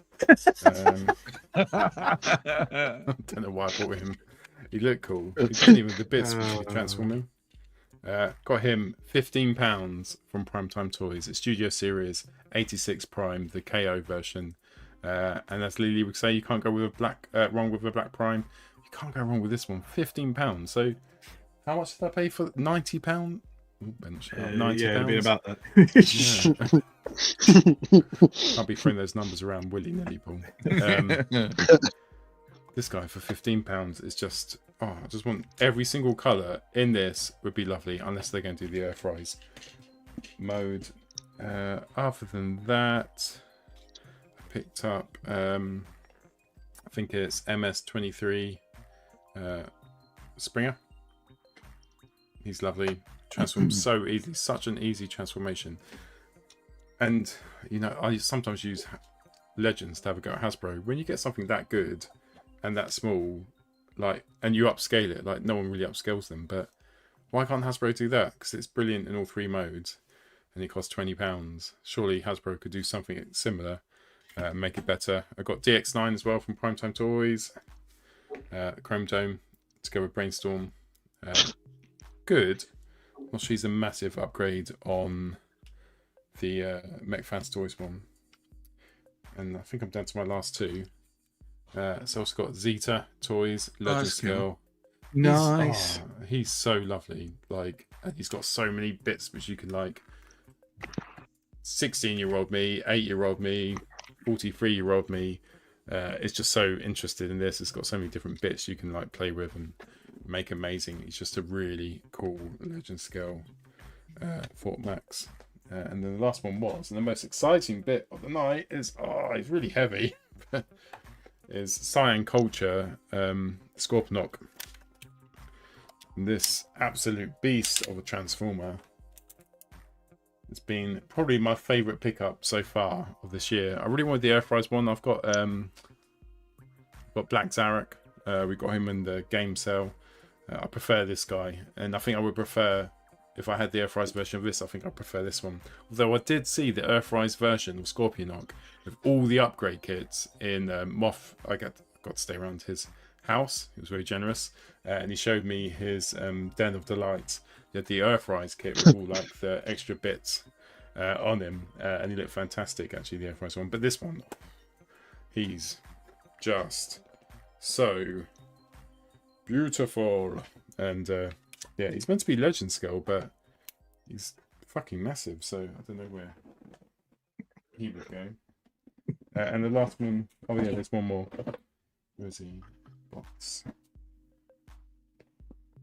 So, was this, which I did highlight last week, which is the MP version of Master Prime.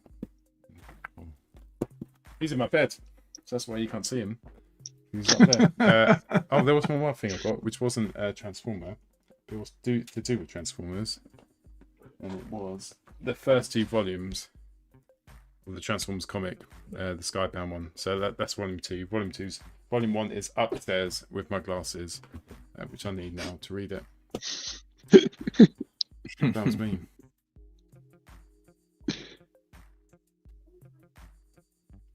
That was it. Sorry. I removed myself from the stage. I was tired. Pete. No, so we've done Pete. Andy, what did you get this week? Oh, yeah. Okay. I feel like me and Jamie spent $1,000 each. Well, this will contrast. Tax slightly free. with that. So, my pickup this week was something I grabbed last week. I'd seen this on eBay. Messaged the guy who turned out he's called Joseph. And it turned out he lived in Darlington, which isn't far from where I live. And I was asking him a few questions about this because it's basically, for those who don't recognize it, it's hang on, he's here as well. It's this, which is the boxed Year of the Horse Starscream that comes with his, well, you'll see, his crown, which you can see on top of the spaceship jet mode, whatever you want to call it. So this is canon. That people always say, why is he so big? There's a reason. If you've watched Transformers Cybertron, you know why it was so big. And the original toy, you know, wasn't in G1 colors, but they re-released it when it was the Year of the Horse stuff, the 30th anniversary and all that stuff. Anyway, the guy was selling it on eBay. I asked him a few questions about it, and he said to me, I've just noticed that one of the cannon you see on the right-hand side, the orange cannon, it doesn't flip out. I think it's broken. I'm going to take the listing down. And I said to him, well, you know, I'll still take it because I'll see if I can fix it. And the listing he added up for about £40, and he said, well, we'll call it 15 quid then, and you can have it if you want. That's And awesome. because I live in near to where he was, I said I'll drop over. Anyway, he's a lovely guy called Joseph, young lad. He's getting into buying and selling Transformers because he's a Transformers fan himself. So we had a good chat about TFN and all the rest of it. Told him about Primetime Toys. Told him about TFUK Con. You know, kind of filled him in on the stuff he could do. And he was just a lovely lad. Anyway. Nobody will be excited about this except me, but that's fine because I don't care. I think you're wrong there. adore I was this quite excited. Yeah. I was quite excited. I'm quite excited. was thinking- I have this, yeah. Andy, just because of you. Is this Armada Starscream? Like, Oh, actually the yeah, same yeah, thing. yeah, But yeah. The only reason because I thought your ones looked so cool. I was like, I'll get that. Oh well, that's very kind of you to say. But it is. That's why me and Paul overcompensated by buying so much stuff this week just because of Oh that. yeah, It's obviously, all your obviously, fault. that's obviously, It's your fault. yeah. It's obviously like £15 really make you drive on. Yeah. Anyway, You monster. what I'll say is I do wish now I tried to actually. Well, you can actually put it into poses, but I just didn't at the time because I was just trying to get some photos of it. And he's big, and he, as you can see, he's actually taller than Primus, I think. But that does make sense if you watch the cartoon, kind of. And it's lovely, and it comes with his crown from the '86 movie. And the little one you see is the Legends scale one that here's Lily, who's in the chat, very kind of gifted to me at TFUK Con. So you can just see that this is a big chunk of bot. So yeah, I've had this Triptychon and Primus in the last month and a bit, and now I have to find room for them somewhere. But yeah, there is Triptychon, who he's just so lovely. The colors are just so damn good on this thing. I know people will say, well, it's just the same toy repaint. It is, but the hips are fixed. The chest isn't, but the hips are fixed. And like, I haven't noticed any other problems with mine, and it just looks so damn good. So Yeah. I'm just really happy with both of Looks like- those. So You didn't need to screwdrive its freaking neck, did you? No. I didn't know. I haven't had any of those issues as of yet. No, not so far. But yeah, so I highly recommend all of it. Thank you again to Joseph. You're very good. I wish I should have written down his eBay handle thing, but he's still selling bots and stuff, so I'll try and get that for next time. That's me. Cool. I got one last one I forgot about, which was for free, which was Shockwave, the chase version, which Sam's Formers said, "Do you have it?" I said, "No, I don't." He said, "I've got one. Can I send it to you?" And I said, "Of course. How much do you want?" And he said, "No." He just sent it to me because I love Blockies. So Sam, thanks so much for that. That was lovely. There's people in the chat as well who are excited. Yeah, Gav, so you live close to Gav, so he might be able to fix that. Relatively, yeah. Well, this is the thing. Well, sorry, I should have said that. Sorry, completely forgot. So I got it home, obviously, and I was having a mess around. And he'd said that when he was putting the Cyber Planet key in, it just wouldn't flip out. So I put the Cyber Planet key in, and then I thought, oh yeah, it's not moving. And then I literally just kind of gave it a very gentle kind of pull, and it's flipped straight out. So it wasn't really. It was just a bit stuck. So you spent him 25 quid. Yeah, It's your thanks, Joseph. We'll cut this section out and send it to it's Joseph. fine. It's fine. His choice. right. See, Let's I'm do a it. nice one. He's a charlatan. You're not. I mean, nobody Let's do the does, top. actually. Let's do our top 5 pretenders. Lynn, these are sex people. What do you mean? They're sex swappers. Lynn, this is DEFCON 1. Look. Look. Don't make the same noise as them. They'll think you want to join in. We need to change it, don't we? One day we will. But today's not that day. Pretenders. So once maligned, but actually quite liked now. We've chosen our top 5 pretenders. Jamie, can you kick us off with this early 90s toy line? Yeah, so the one I picked is no surprise is Carnivac, and I absolutely love Carnivac. And for some people who are eagle-eyed, you might have noticed the gift set of Carnivac and is it Fizzytron? Fizzytron, but it's Iron Fist. They're just not allowed to call him Iron Fist as Disney. AKA Iron Fist. That's up in Hasbro Pulse right now. If it's not with the other Transformers stuff, it'll be under new. So you might be able to pre-order this from Hasbro Pulse if you've missed or you've not been too keen from ordering from Amazon from the USA. So it's right up there just now. Carnivac, I think I owe a lot to Simon Furman for this. Simon Furman made this character real for me. I saw him in Time Wars and I thought, who are these Decepticons who are just as skilled as the Wreckers? Because the Wreckers were infamous by then. And then you were introduced to these wonderful characters like Catilla, Carnivac, and the rest of the Mayhem Attack Squad.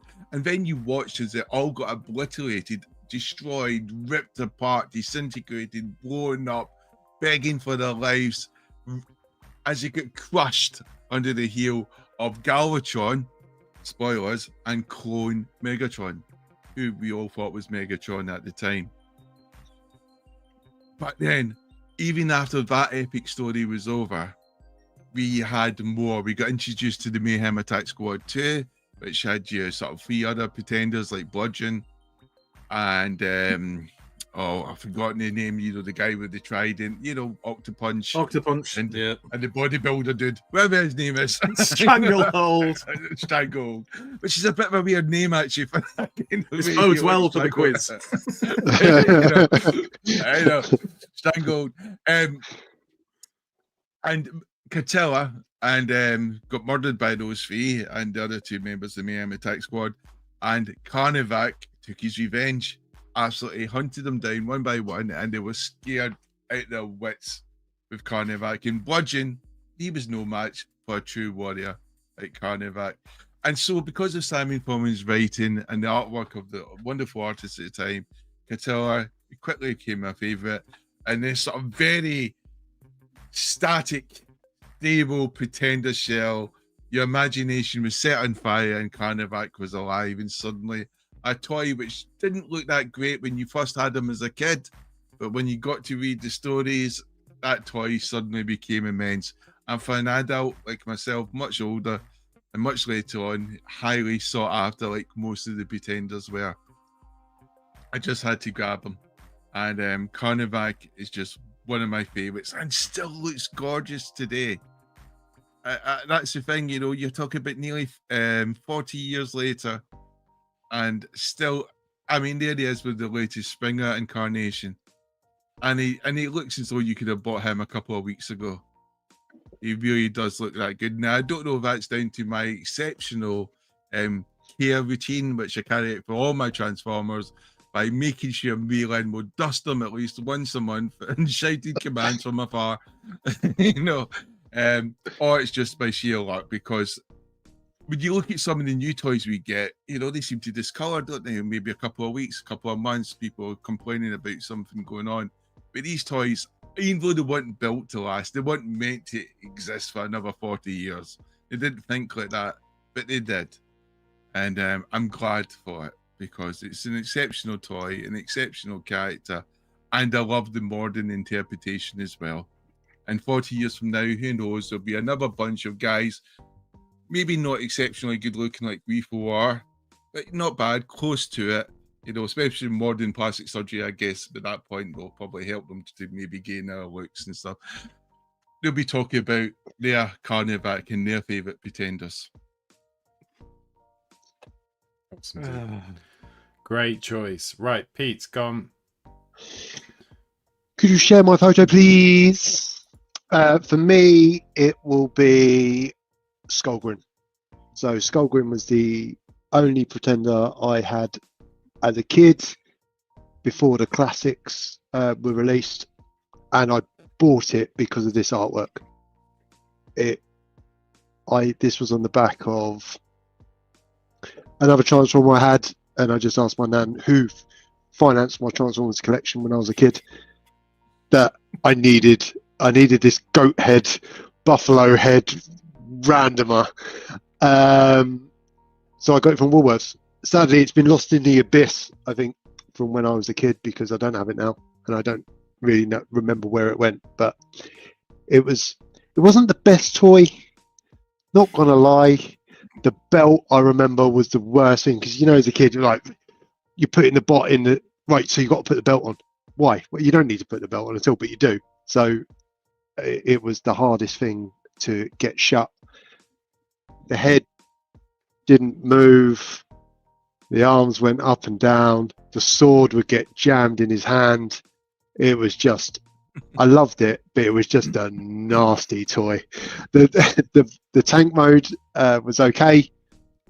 You know, it was a toy of the time, and I do look back with a fond memory of it. It wasn't the best, but it was the one I wanted, and it was the one I enjoyed playing with.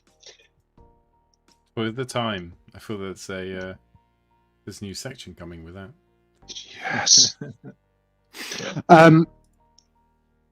He didn't have the most, how should we say, involved storylines in the comics. He was part of Scorponok's experiment, the Pretender project. Can we just take a moment, Pete, to remind our US viewers that we only got half of the Pretenders we can see in that as toys. The other half weren't released in the UK. People talk about Third World. UK was part of it. Injustices of the world. Unbelievable. Well said, lads. Well said. But he did have his own story where he became a movie star, which I thought was quite, which was quality. And I think it was just a bit of silliness by Bob Budiansky, just in payment for fuel, he became a movie star, and he was treated like this celebrity for an issue until Circuit Breaker turned up. Do you think she could have tried to wear more clothes? She was the villain. I don't think Circuit Breaker's had enough grief over the years. She was a bad bitch, genuinely. So yeah, Skullgrin. I mean something else nowadays. Anyway, yeah, Skullgrin for me, childhood favorite. bit of silliness in the comic, but an all-round silly toy.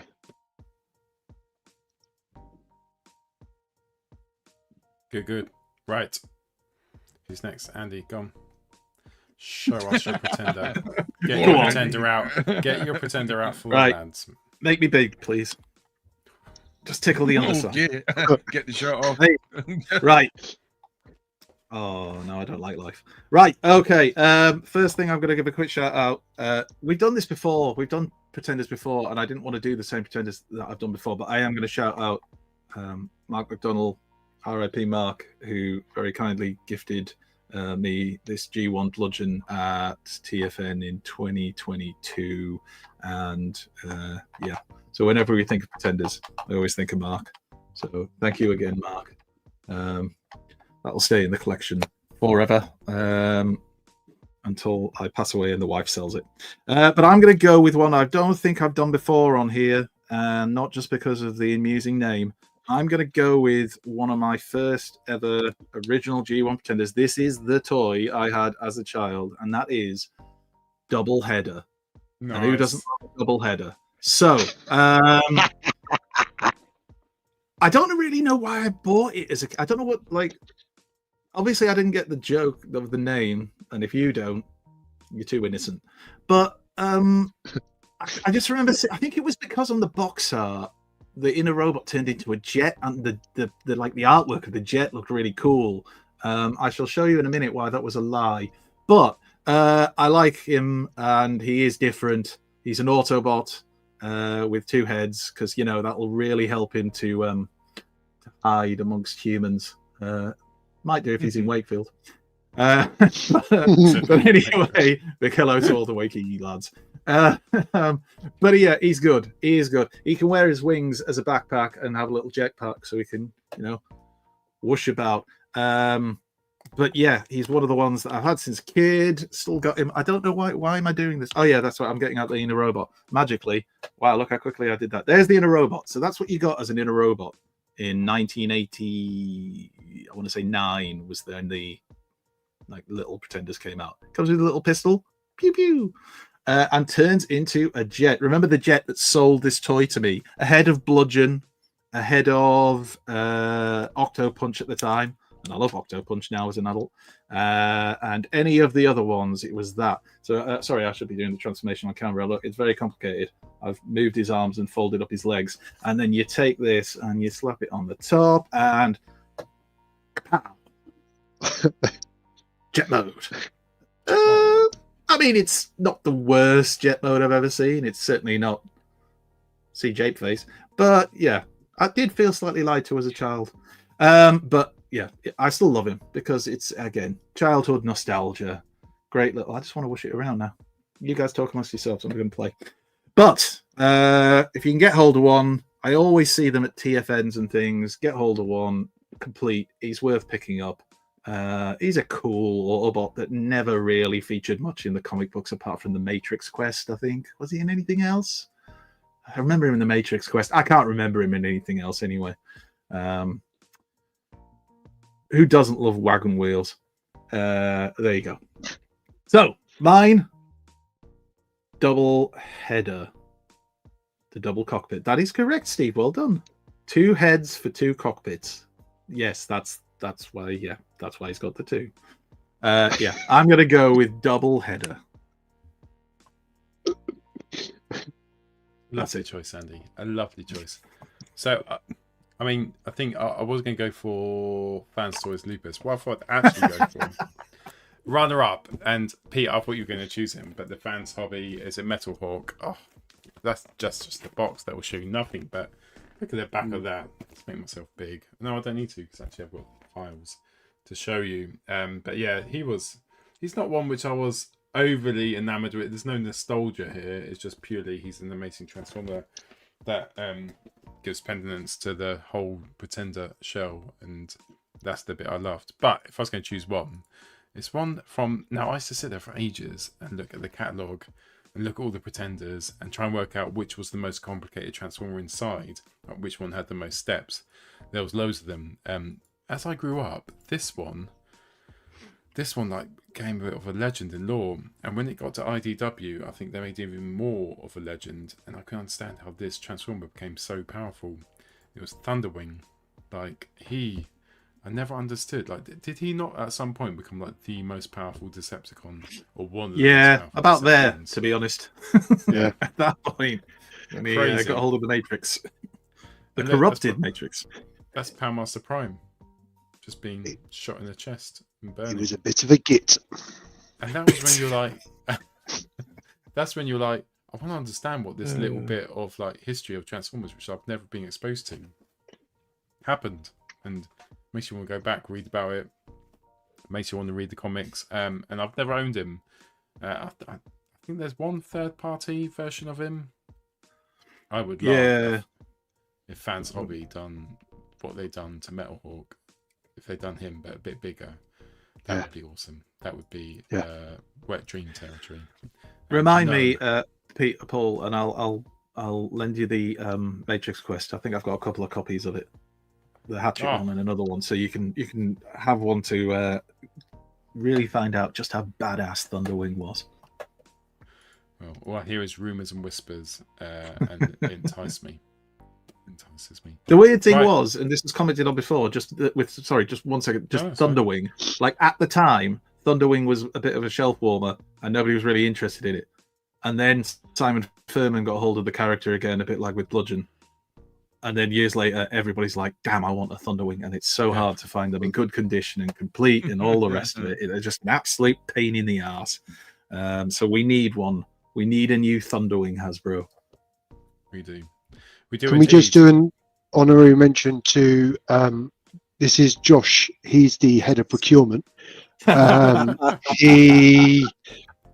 a comfortable guy, likes playing darts on the weekend, and he is in his Bumblebee.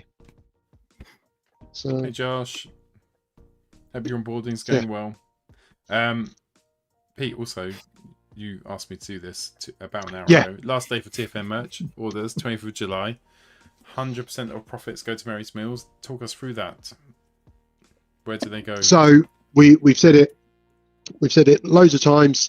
We're doing a fundraising bit this year between now and TFN to try and raise as much for Mary's Meals and Toy Foo as possible. We've done exceptionally well with the half marathon and the merchandise sales till now, but we just got one last push if we can. So if you want a t-shirt or a mug or a pad and pen or anything, please go over to Facebook. The details are over on Facebook with the prices. 100% of profit goes to Mary's Meals, and the closing date for orders is the 25th of July. So that will enable us to get all of the orders in and bring them to TFN for you to collect at TFN if you are. If you're not able to collect at TFN and you want them posted to you, we can do that as well. Just reach out to the email address. We'll do what we can. We would love to get to that magic 2,000 barrier. We're nearly there. We are so close, and we've said thank you lots of times, but again, thank you so much for all the support.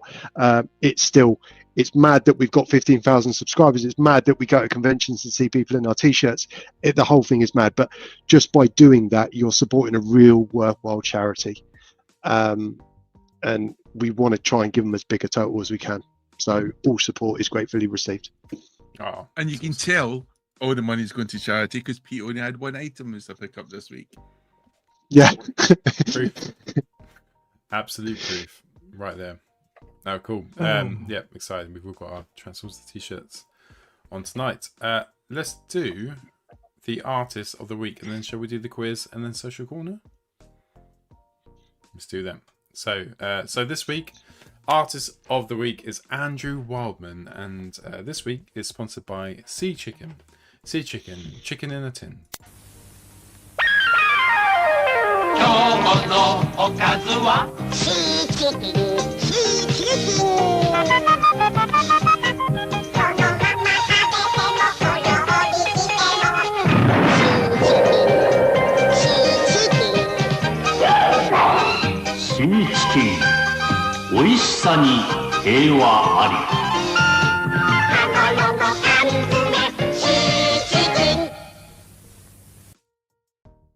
Sea chicken. Sea chicken.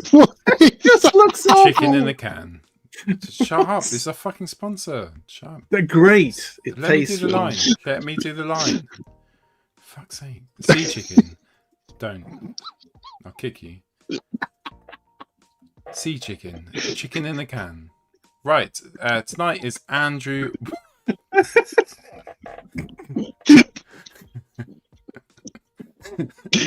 Oh, I can't imagine how nasty it tastes. Look, Oh, I'm sure you can. Shit Star Wars from the 80s. Oh. Why is it sea chicken? Why is it from the It's sea? when you want to combine fish with chicken. The And chickens are in the sea and they're saying, "Why am I here? I'm not an you want aquarium."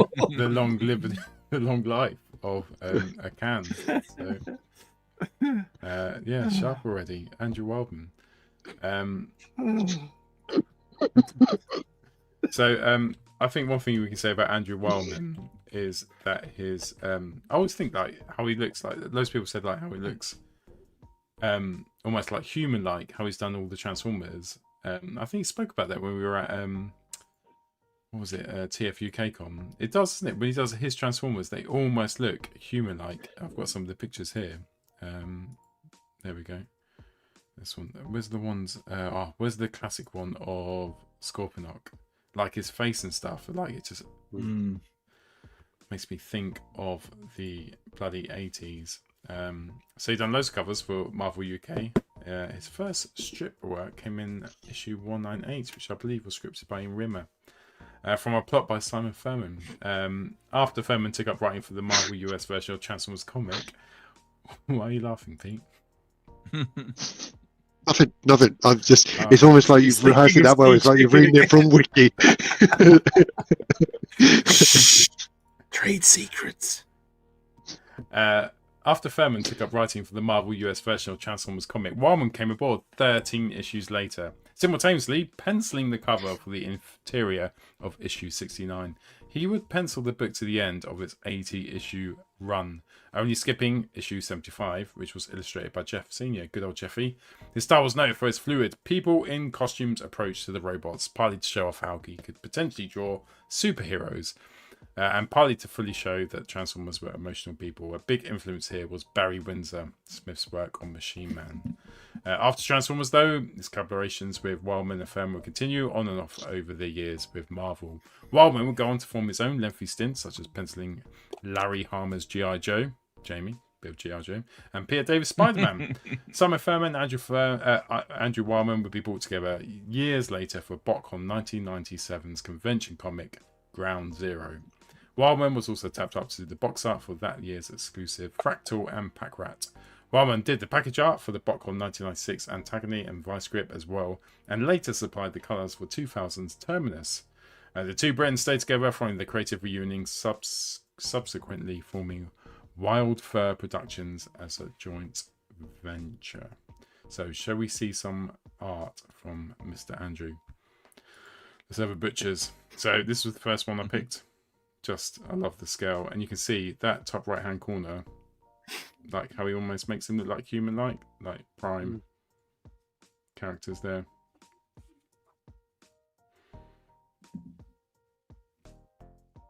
Cover. Oh, Fortress Maximus. When he sacrificed himself for no reason.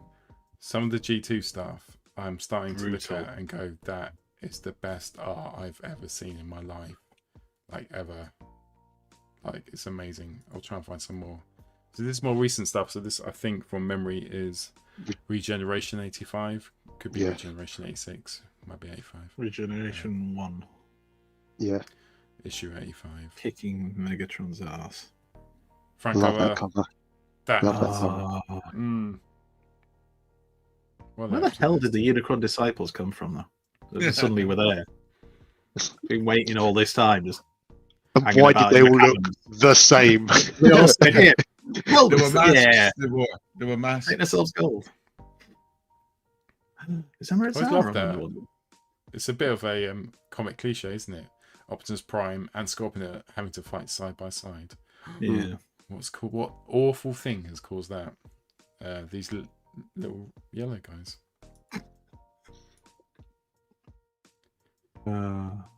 Action Master Grimlock. Yeah. Yeah, but they chucked that storyline quickly, didn't they? Thank God.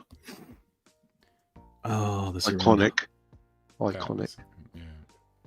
And again, he's got that edge on Master Prime where it looks like a sort of human, and just that's the Master Prime I sort of grew up with, I think, in the comics. We've seen that one.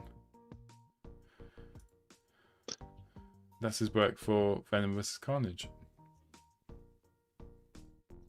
I wonder if that I can't remember, was it he didn't do the, can you remember the picture of Ratchet and Megatron stuck together and it says kill us or something? No, I think that was Jeff Senior, wasn't it? No, that's what I'm saying, like is that inspired him to like, you think I see what you mean. Maybe. I mean, yeah. It's a great image though.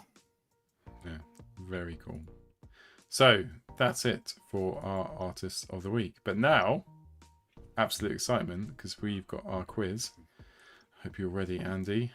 Take us through your mastermind, or we called it micro mastermind.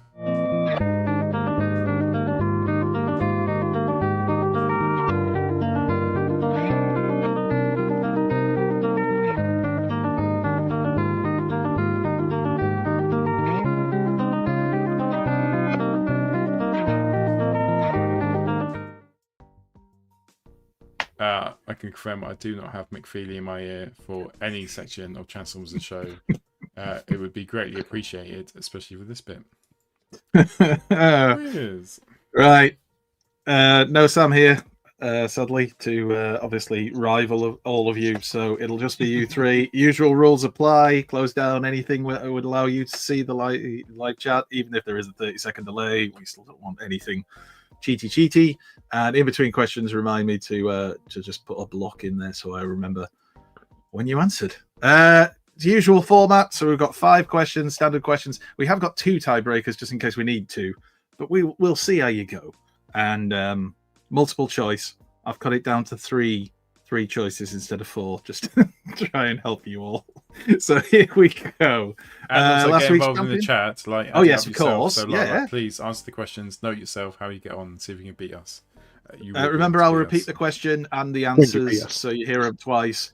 The point goes to the person who answers the fastest in our private chat thing that I can see. So make sure, lads, you've got that ready and fingers at your keyboards ready to go. Right. Are you ready? Yeah. Excellent. Let's get started. Question number 1. Which G1 1985 bot once said, "Relax, man. Remember, we're all one with the universe"? Was it A, Cosmos, B, Beachcomber, or C, Outback? So which G1 1985 bot once said, "Relax, man. Remember, we're all one with the universe"? Was it A, Cosmos? I didn't try to do the voice because I thought that might be a giveaway. B, Beachcomber, or C, Outback? And the correct answer was, of course, B, Beachcomber. And the first person to get the correct answer was Mr. Jamie Instagram. So 1 point to Jamie Instagram. Well done. I got a point. Thank God. And at this point, he retires injured. Right, let's go on to the second question. Can anyone catch him? Number 2.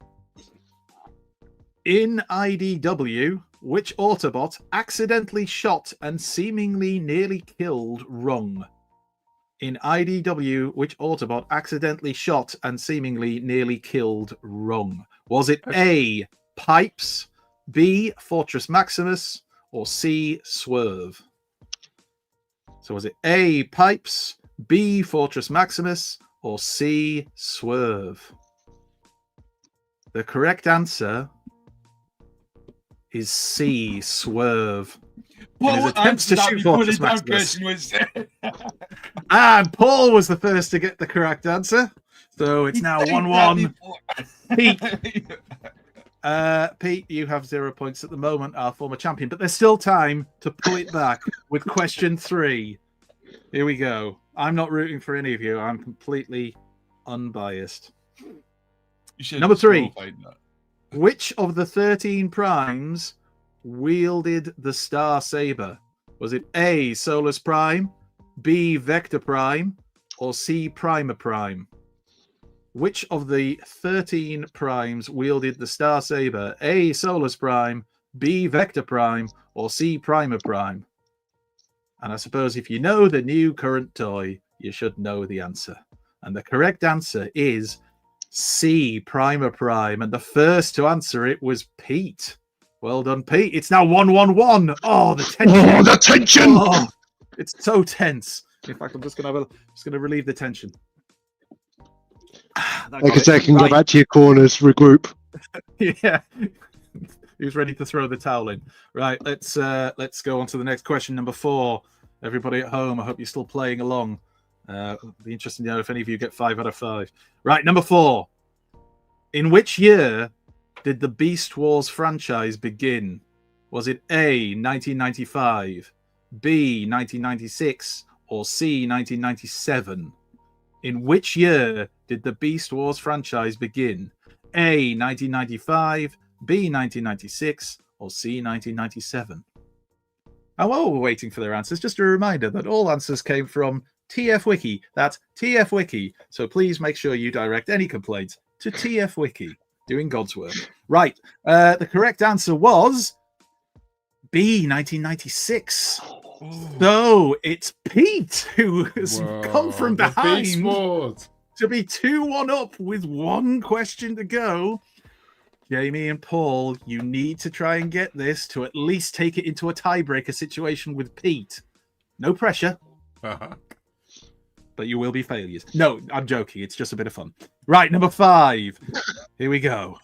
Fingers on keyboards. In the original, the Transformers the movie, which Constructicon asked Soundwave, "Who are you calling inferior?" Was it A, Hook? Was it B, Longhaul? Or was it C, Bone Crusher? Paul, did you answer before I read out? Yes, he's doing that. He just randomly put in an I don't know answer. any of these people you are talking about. Do you know what the scariest thing about it is? You got it right. It was Yes! C, Bone Crusher. So, that means Paul and Pete go into the tiebreaker question, which, given their combined knowledge, means we could be here until Tuesday. So, I'm joking, but we might. We won't. I've only got 2 tiebreaker questions. So, all right, here we go. We'll go with the first tiebreaker question. If you both get it wrong, we go to the second question, and then if you both get that wrong, we'll just call it a draw.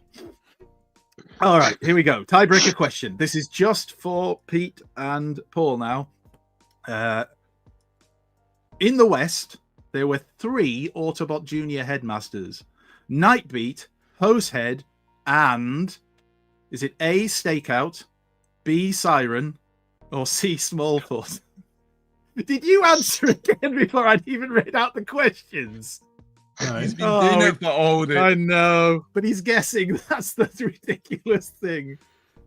However, he's right. It was B, Siren. So Paul, through the power of luck, he's victor. New mommy. Wow. Do you know The what? victor goes the spoils. I thought I knew a So, lot hang about on. Transformers. I just didn't know I knew that Oh, much. no. So Jamie won the first week. Pete won the second week. no, Paul, me- you won the third week. No, me and Jamie won. No, Oh, the no, it was a first draw, wasn't it? You So two overall, both I won. am the champion. But if you So look at for the people moment, who you're won't winning wait to 2 tell you points to 1 questions, to 1. I mean, So to be does that mean fair, that the I'm the fact he's most getting it intelligent right is the Transformers fan? scariest thing about it right now. It's like Pete it's not when it's just random. Anyway, that's the quiz. You've not even everyone's said the saying, well question played, yet. Paul. Paul, you're the best. Well played, Paul. That was great. Your information is so much better than any of the other Transformer hosts. Thank you. At least someone can match Chris McFreely. You're the new modern RJ. Thank you so much. Like that. Modern RJ. Well Like he's done. old. The spiritual winner, Pete. Well done. I try. Thank you. Well done, Paul, anyway. Thank you. Thank you I for should get an playing extra in the point for chat. knowing that Megatron Ratchet was a Wildman drum. Oh. Yeah, it doesn't work like that. Yeah, no one likes to. No Others one likes to babies, kiss up, Apu. Paul. Yeah. Paul the Guru. Come on, Apu. Get your lips off his cheeks, son. I think the Right. key thing is What have that we got if you, next? Because it's nearly 10 o'clock. no, it's just that people were saying if Pete and Jamie could put some more effort into the quiz in the next couple of weeks, that would be great. I mean, It's funny. I'm not. Is that in a different? Is that on Twitch? Is that what those comments are called? He's literally just guessed C, B, Oh, B, fucking B. sex He just typed in there. chicken. There we go. It's got a 30-second delay. I say we write names. Change the damn quiz names. Because it's just going to be guess thing. I'll just go BC as well and just do that. ready when you are, Gav. We now return to the Transformers. Pete and Jamie letting the side down, to be honest. Yeah. Believe it. The thing is, right? We're knocking it. Thinking. It's a tactic that's worked for him this week. Will it work for him next week? We'll see. I like it. Then my odds get better. Like when it was 1 in 4, I lost a few. When it's 1 in 3, next week if it's 1 in 2, just 2 questions, then 20. I hear what you're saying. Multiple Make it 1 in choice. 6. Yes, 1 in 20. 1 in 20. Right, that did. Anyway. right. Okay, discussion time. So discussion time tonight. So the pre-orders went up for Studio Series 86 Megatron, Hasbro Pulse, Socials. and Oh, nasty tickle. Have we got socials this week? Yeah, sorry, yes. I forgot about socials. did. It's the euphoria of We've got victory. 32 like different segments now. Social I corner. My Amish friends call me Lorna. I'm coming out of the fauna. If my cat died, I would mourn her. It's time for Social Corner.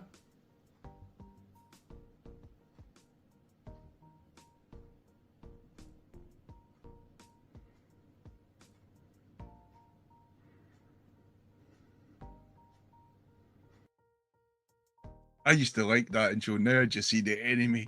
Did you see Sorry, that? right. Someone's texted me Daunting. from TFCon America asking if I could do a spot with Chris McFeely on the basics and all Transformers ever.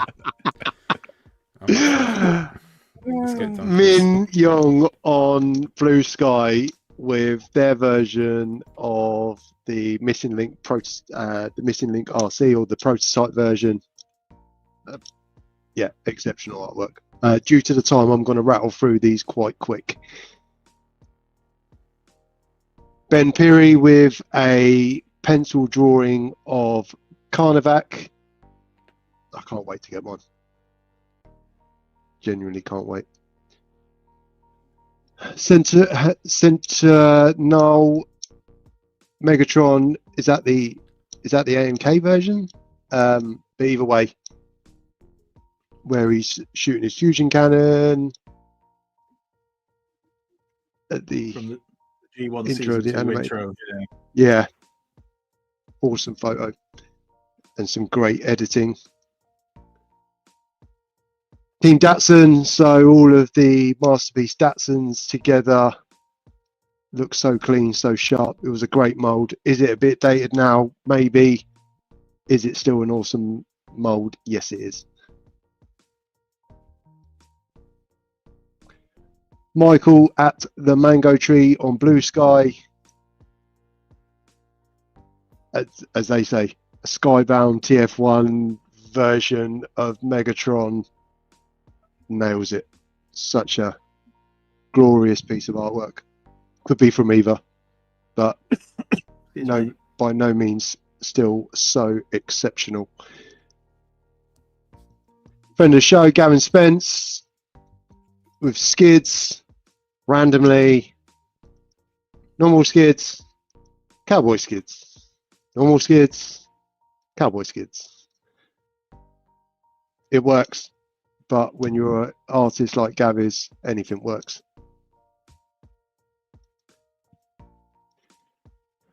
Jetbolt with some pictures of Grimlock. I don't need any excuse to add a Grimlock picture in socials, but it is a cool mold. Is it outdated now compared to current masterpieces, let alone the rest of the third party? Yes, it is. Does it still have some romantic charm? Yes, it does. And the Robeson Grimlock is just like that. It's just a big masterpiece. Yeah. It's just amazing. There's just That's a car Grimlock. There's just something about it. It is a lovely toy. It is a lovely toy. So shared by Jamie on Instagram. Retro Razzie was doing a Megatron for all 4.0 for 5 days on Instagram, taking a picture. I'm going to apologize in advance. I think I've downloaded them in a peculiar order, but there will be several pictures of Megatron. I love that. The display shelves. You know what's good about events like that? It just brings the Instagram community together and introduces people to someone who they probably didn't know or follow, or put a name to a face. Really, people who've been commenting away. Yeah.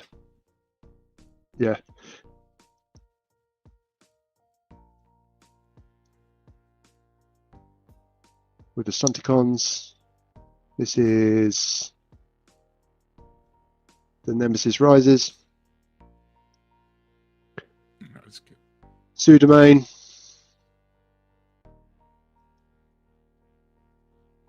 Retro Razzie themselves. TF1.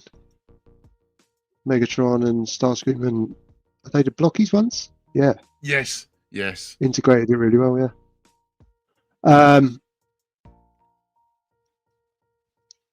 Oh, that was awesome, that artwork. Box office arts, yeah. The pencils on top and the inked version below. Yeah, it just so many. We say it every week. So many. I mean, Optimus Prime. So many talented. Yeah. So many talented artists and photographers in the fandom. Just sharing the TF Nation post that, a big thank you to the guys at Primetime Toys, Moff and the team for helping put together the gathering that was last weekend in Glasgow. And she had the handsome one up soon, shouldn't we? They heavily involved with sponsoring Neil Kaplan at TFN, and will also be trading, so make sure you check out their stall. I say stall, 32 tables worth of transforming robot delights. Spider Father, especially Jamie. Sorry? Did you not include the picture of Andy? That's why I said the handsome one. She was coming up soon. There's another picture of Andy. It's fine. Oh, I missed that one. Oh, sorry. No, I missed that one. Sorry. Hey, Gab's in the chat as well. TRDQ. Spider Father. Yeah, I think Gav was the anchor of the gathering. Well, I think there was 3 anchors. It was a ship very well settled down with anchored. Oh, I haven't ordered that yet. Oh God. Also, the Glasgow Graham done gathering. an amazing thing. Gathering. No, it's fine. It's wasted. Gathering. And Andy Temple. Andy got was awesome as well. It was good. It was an amazing day. Absolutely amazing. Opening and closing hands on Spider Father with a special message to Jamie, giving him the Galvatron that he always wanted with the opening and closing hands. I thought you meant Wasn't there will that be no hard, more today. Hasbro. I'm going to order that tonight. I forgot that. I forgot to order that. Wasn't so hard, was it, Hasbro? See, Gav, I told you.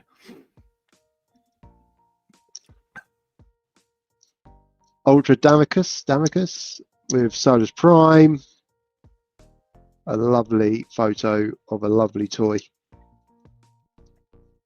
Feathers Show, Chronicles of Cliff Jumper. The Age of the Prime Superior, and he is looking good. The more I see, the more I'm looking forward to getting it. Victor Red with Tarn. I mean, you're talking shitbags. Tarn is quite a shitbag, isn't he? But this piece of artwork portrays him well as such. Last this week,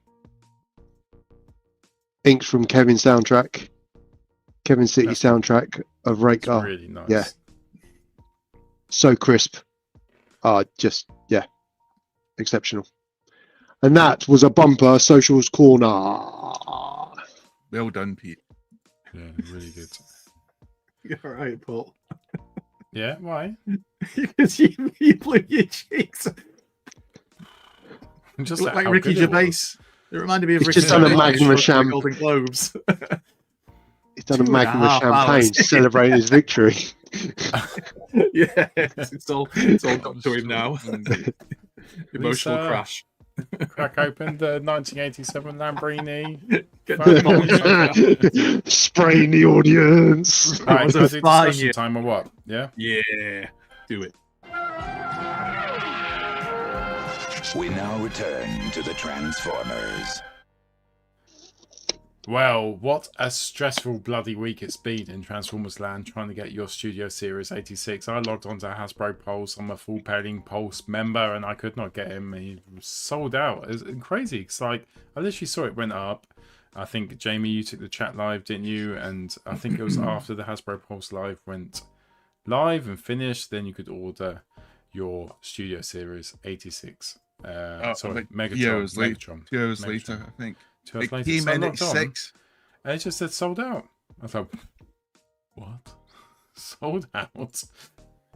Boy, this is Hasbro Pulse. There can't be that many people in the world who want Studio Series 86 Megatron, but apparently there is, and he sold out really quickly. So I went in demand, and they had some, and the delivery date was earlier, so I ordered from there. So, but I think they've sold out now, and other people have sold out. So this is it, the discussion, like,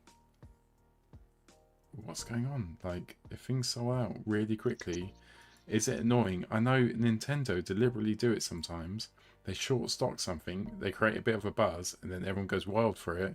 That's fine, do that, as long as at some point in your life cycle within the next 2 to 3 months you get that product. With Hasbro, I'm not sure you're going to be able to pick up the product. If it falls into resellers, then that's the fear, isn't it? That's the worst bit. If they do the pre-sales and you don't get one, you're worried about searching on eBay for like 50, 60% more. Did everyone get what they wanted? Did you all get a Megatron? Who's not ordered Megatron? Eventually. I think the big issue was that Hasbro Pulse members, they used to be able to order like an hour early, and that wasn't the case. So at 5 o'clock, you'd think they would be able to order, and they couldn't. And when it came to 6 o'clock, I think Megatron was there, and then by 3 minutes past 6, he was sold out. So I managed to get a pre-order, and then by the time I tried to go for the Constructor cons, they were gone. And people were trying to get from Star Action Figures and Demand Toys. Kapow was waiting till later in the night to give people a chance. In Demand had one toy per person policy, which is really good. Hasbro Pulse still has this ridiculous thing of 3 figures per person. Probably just thinking about me. Yeah, but I think that was the trouble. It was sold out exceptionally fast within minutes. And Hasbro Pulse have been doing this for quite a while, for almost a year. Because then when it comes Saturday morning, or the next morning, whatever day they decide to put pre-orders up, it'll be available again at 7 because they put more stock in, and then usually sold out within an hour. I think, like Jamie's just explained very well there, the weird thing with the Hasbro Pulse one was the fact that it was up and sold out ridiculously quickly, but then they put it up the next morning at about 7 o'clock, and hopefully more people were able to get it. But as Jamie put, I think, put out to me at least, that seems to be a pattern with Hasbro Pulse. Certainly, Oh, I think we just lost your microphone a little bit. they're getting sold out like the night before or the day of releasing. And the next. It's gone. It's just gone a bit Oh, manky. can you hear me now? Yeah. I can hear you Oh, now. right.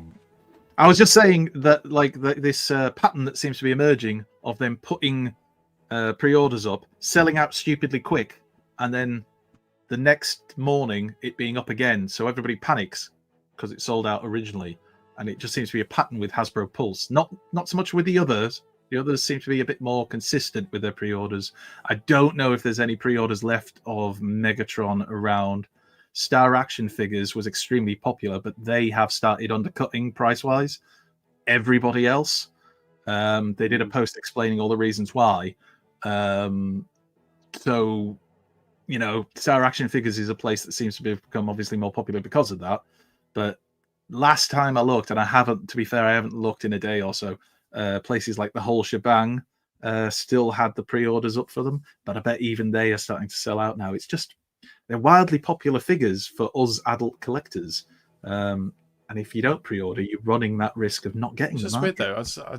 I'll come to it in a second. I just think Pulse, if you're a Hasbro Pulse member, like, and I'm not bothered about it, like I've only ordered a couple of things, but there's the Hasbro Pulse exclusive club. First thing is, Simon said, big fan of ID toys here as well. In demand. For me, having collected for 20 plus years, In Demand are the best independent retailer I've ever dealt with in my life. Like, and that's, they don't sponsor us or have nothing to do with us. They have always been, when for consistency over the last 20 years, ID are amazing.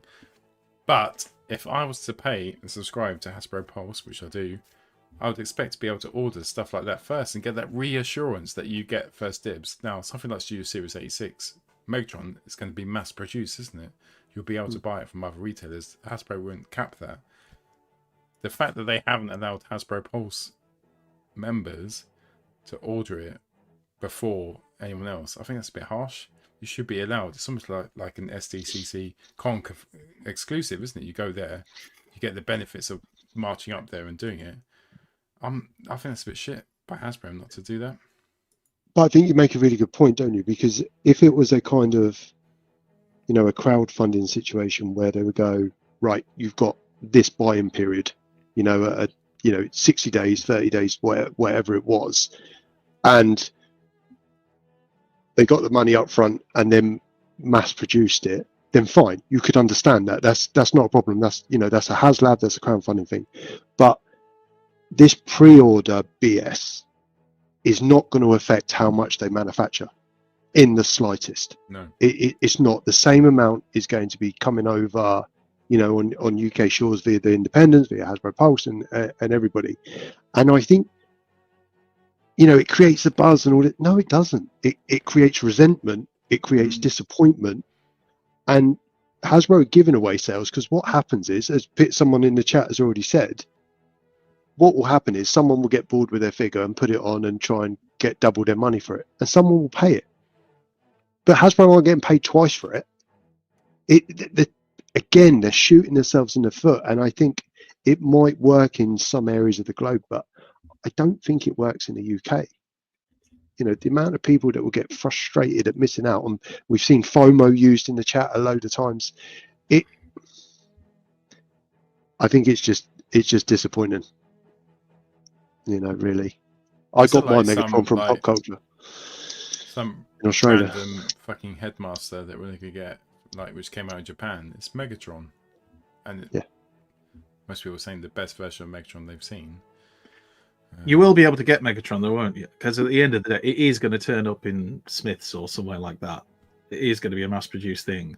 It's just these pre-orders. It's the FOMO and the stress that it causes for people. Yeah. You know, there've been people who've been posting about the stress they felt from missing out on, or thinking they'd missed out on got it. I don't have a fear of missing out anymore, but I do have an anger when I can't get a simple pre-order. But you should be able to. It used to be fear of missing out was when you used to think, should I order or should I not? Then you'd wait a couple of days, and then, you know, by that time you've decided it's been too late. Now you're talking about minutes, and that is just that's just a different kettle of fish, and that is frustrating because you've got people who have not got fear of missing out, but they just can't bloody order the thing they wanted to do, and that must be terribly annoying. Because I know when I went for the Constructicons, they were gone, and I went, I wasn't too happy, but In Demand were there to sort of back up, and I also kind of had an inkling, but they were, because I've had it with G.I. Joe for most of the year, but they put the pre-orders up in the next morning, so I was thinking, well, I'll wait till the next morning. And Amazon USA had their stuff up as well, so for an extra £5 or sometimes £10, depending on what delivery option you had those choices. But it seems like we're well versed in all these choices we have to make just because we can't get the pre-orders we want. So somebody made a good point, I think it was Steve Skywarper, yes, that when you put something in your basket at at Hasbro Pulse, you should have a set amount of time to be able to get through and buy it. A bit like when you have a ticket for something and you've got 10 minutes to complete your purchase. And if you don't do it in that time, then fair enough, it goes back into the pool for somebody else to buy. Do you know why But I missed it? like Because people were missing out in 60 seconds, which is just madness.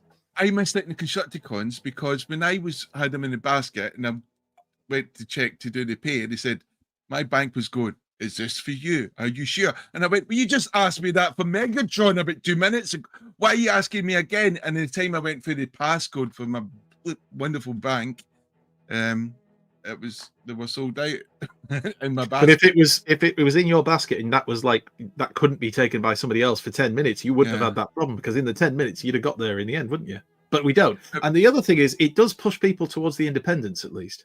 I think it's a weird thing, because we have to remember Hasbro Pulse isn't actually Hasbro. It's Hasbro giving that right to sell as Hasbro Pulse to a subsidiary rather than themselves. It's not Hasbro directly that do it. So Hasbro Pulse are a subsidiary, which it means that, well, I mean, we can still blame Hasbro because they obviously are the ones who choose who it is that then goes on to be their sellers, but it pushes people towards in demand and towards Star Action figures and all the other independents that, you know, are really helping and have helped prop up our collecting, like Paul said, for 20 odd years. You know, it gives them that chance to get some business through. I mean, it's saying that Big Bang Comics still have Megs on pre-orders, so if you haven't got them, go to Big Bang Comics. Yeah, they're based in Ireland, aren't they? But I have bought from them a fair few years ago now, but I've heard good things about them. I've got G.I. Joe from them. They were helping me, and again, we couldn't buy stuff with Hasbro Pulse. Yeah. Big Bang And Sam's Comics right again. there. The companies don't care about the stress people go through to get them. Yeah. Free badge that you fool. I don't think it's going to put people off, like Pete said. I'm not driving a mini Metro. No, that's the thing. I don't think it's about, you know, Hasbro understanding the stress and all the rest of it. It's just, what's the tactic? What do they hope to achieve by having this pre-order process? Alienation. But we always get yeah, I'm just going to say, we always get screwed over and have done for a long time over here. You know, you could argue we've been screwed over by Hasbro all the way back to the original 1984 Transformers, because there were so many of them that we just didn't get over here in the UK. And it seems to always continue. We're not Hasbro, actual Hasbro's main focus. And it's just ridiculous that they seem to be missing out on, obviously, these sales. I just don't know. Is it hard to predict? Like, they will say, like, right, for the UK market, we'll set aside 25,000 Studio Series 86 Megatrons, and then they have to divide it up. So we'll give 10% to In Demand, we'll give 10% to Kapow, we'll do 40% from Hasbro Pulse. Like, it must be a hard thing to predict. Like, but then they did it with the Studio Series 86 Prime, Paul. So, like, Studio Series 86 Prime sold out stupidly quickly, to the point where even on their live streams, Evan and the other designers actually said, there are more coming, guys. We know that a lot of you didn't get what you wanted. It can't be that big a surprise for them.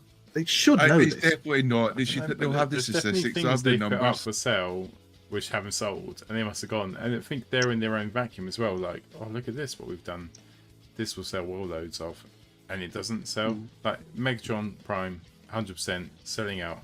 What other things sell out? But isn't this why they need people who know the toys? Isn't this why they need, you know, the people they've got rid of? Like, are you saying, Andy, that the person who has performed the best in the quizzes year to date needs to go to Hasbro and inform them? Because I'm up for that, if that's what needs to happen. Sit down, Barry. You don't know what you're talking about, son. I just think, like, when we were watching the live stream, they were telling people they weren't going to have this gift set, they weren't going to do this gift set. It's just so people would buy things like the Constructicons, and they wouldn't be deterred because they'd think, oh, maybe there'll be a gift set like there was for Menasor coming out, or the, you know. So they were trying to persuade people to make sure, yes, you can purchase these, and you won't need to worry for at least 2 years of coming in another form. And I think with Hasbro UK Pulse, Hasbro Pulse UK, we have, well, seems to me for a year, and it's probably much longer. I'm probably being kinder there with my memory. Probably been much longer, but with G.I. Joe and Transformers, the release stock sold out quick. America still seems to have all the stock and it seems to be okay. And then the next morning they add more stock. It seems to be a cycle. And you think eventually they might think to themselves, you know what, maybe we should allocate more UK stock instead of waiting until the next morning. But let's take a chance, you know, out of the whole year and a half we've been doing this, and maybe we'll go. And I think there must be some internal fighting because they tried to control the G.I. Joe market, didn't they, by shutting down independents, and independents had to get it from abroad. And I think there's the decision making, like Pete says, we don't know what the end game is, and it could just be internal politics, people trying to make points or score points. I get that they have to kind of budget for a certain amount for how many figures they're producing, and they don't want tons of wasted figures that then end up having to be sold off cheap to, you know, companies like Game and everybody else who was getting hold of them. But you just think there must be people within the company who, I mean, even the design team talked about the fact that people are monitoring the fan sites and things like that and social media to try and see what people are wanting. I mean, the buzz around Studio Series 86 Megatron has been huge. It's like there's people who don't know what they're doing. And I think you're right, because what they'll have a stock management like Smiths, for argument's sake. You know, Smiths will have to report back to Hasbro and everybody else how many they've sold. All right, and Smiths will have a system by each of the stores will feed into one, central management, and it'll get reported. So using the example of Studio Series Prime, if you've sold 100,000 primes or more, you're going to sell at least 100,000 Megatrons. You are. It's easy. It genuinely is easy. And then you switch the ownership onto the retailers in terms of, right, you need to commit to us how many you're going to buy. We're not going to limit what we as consumers can purchase.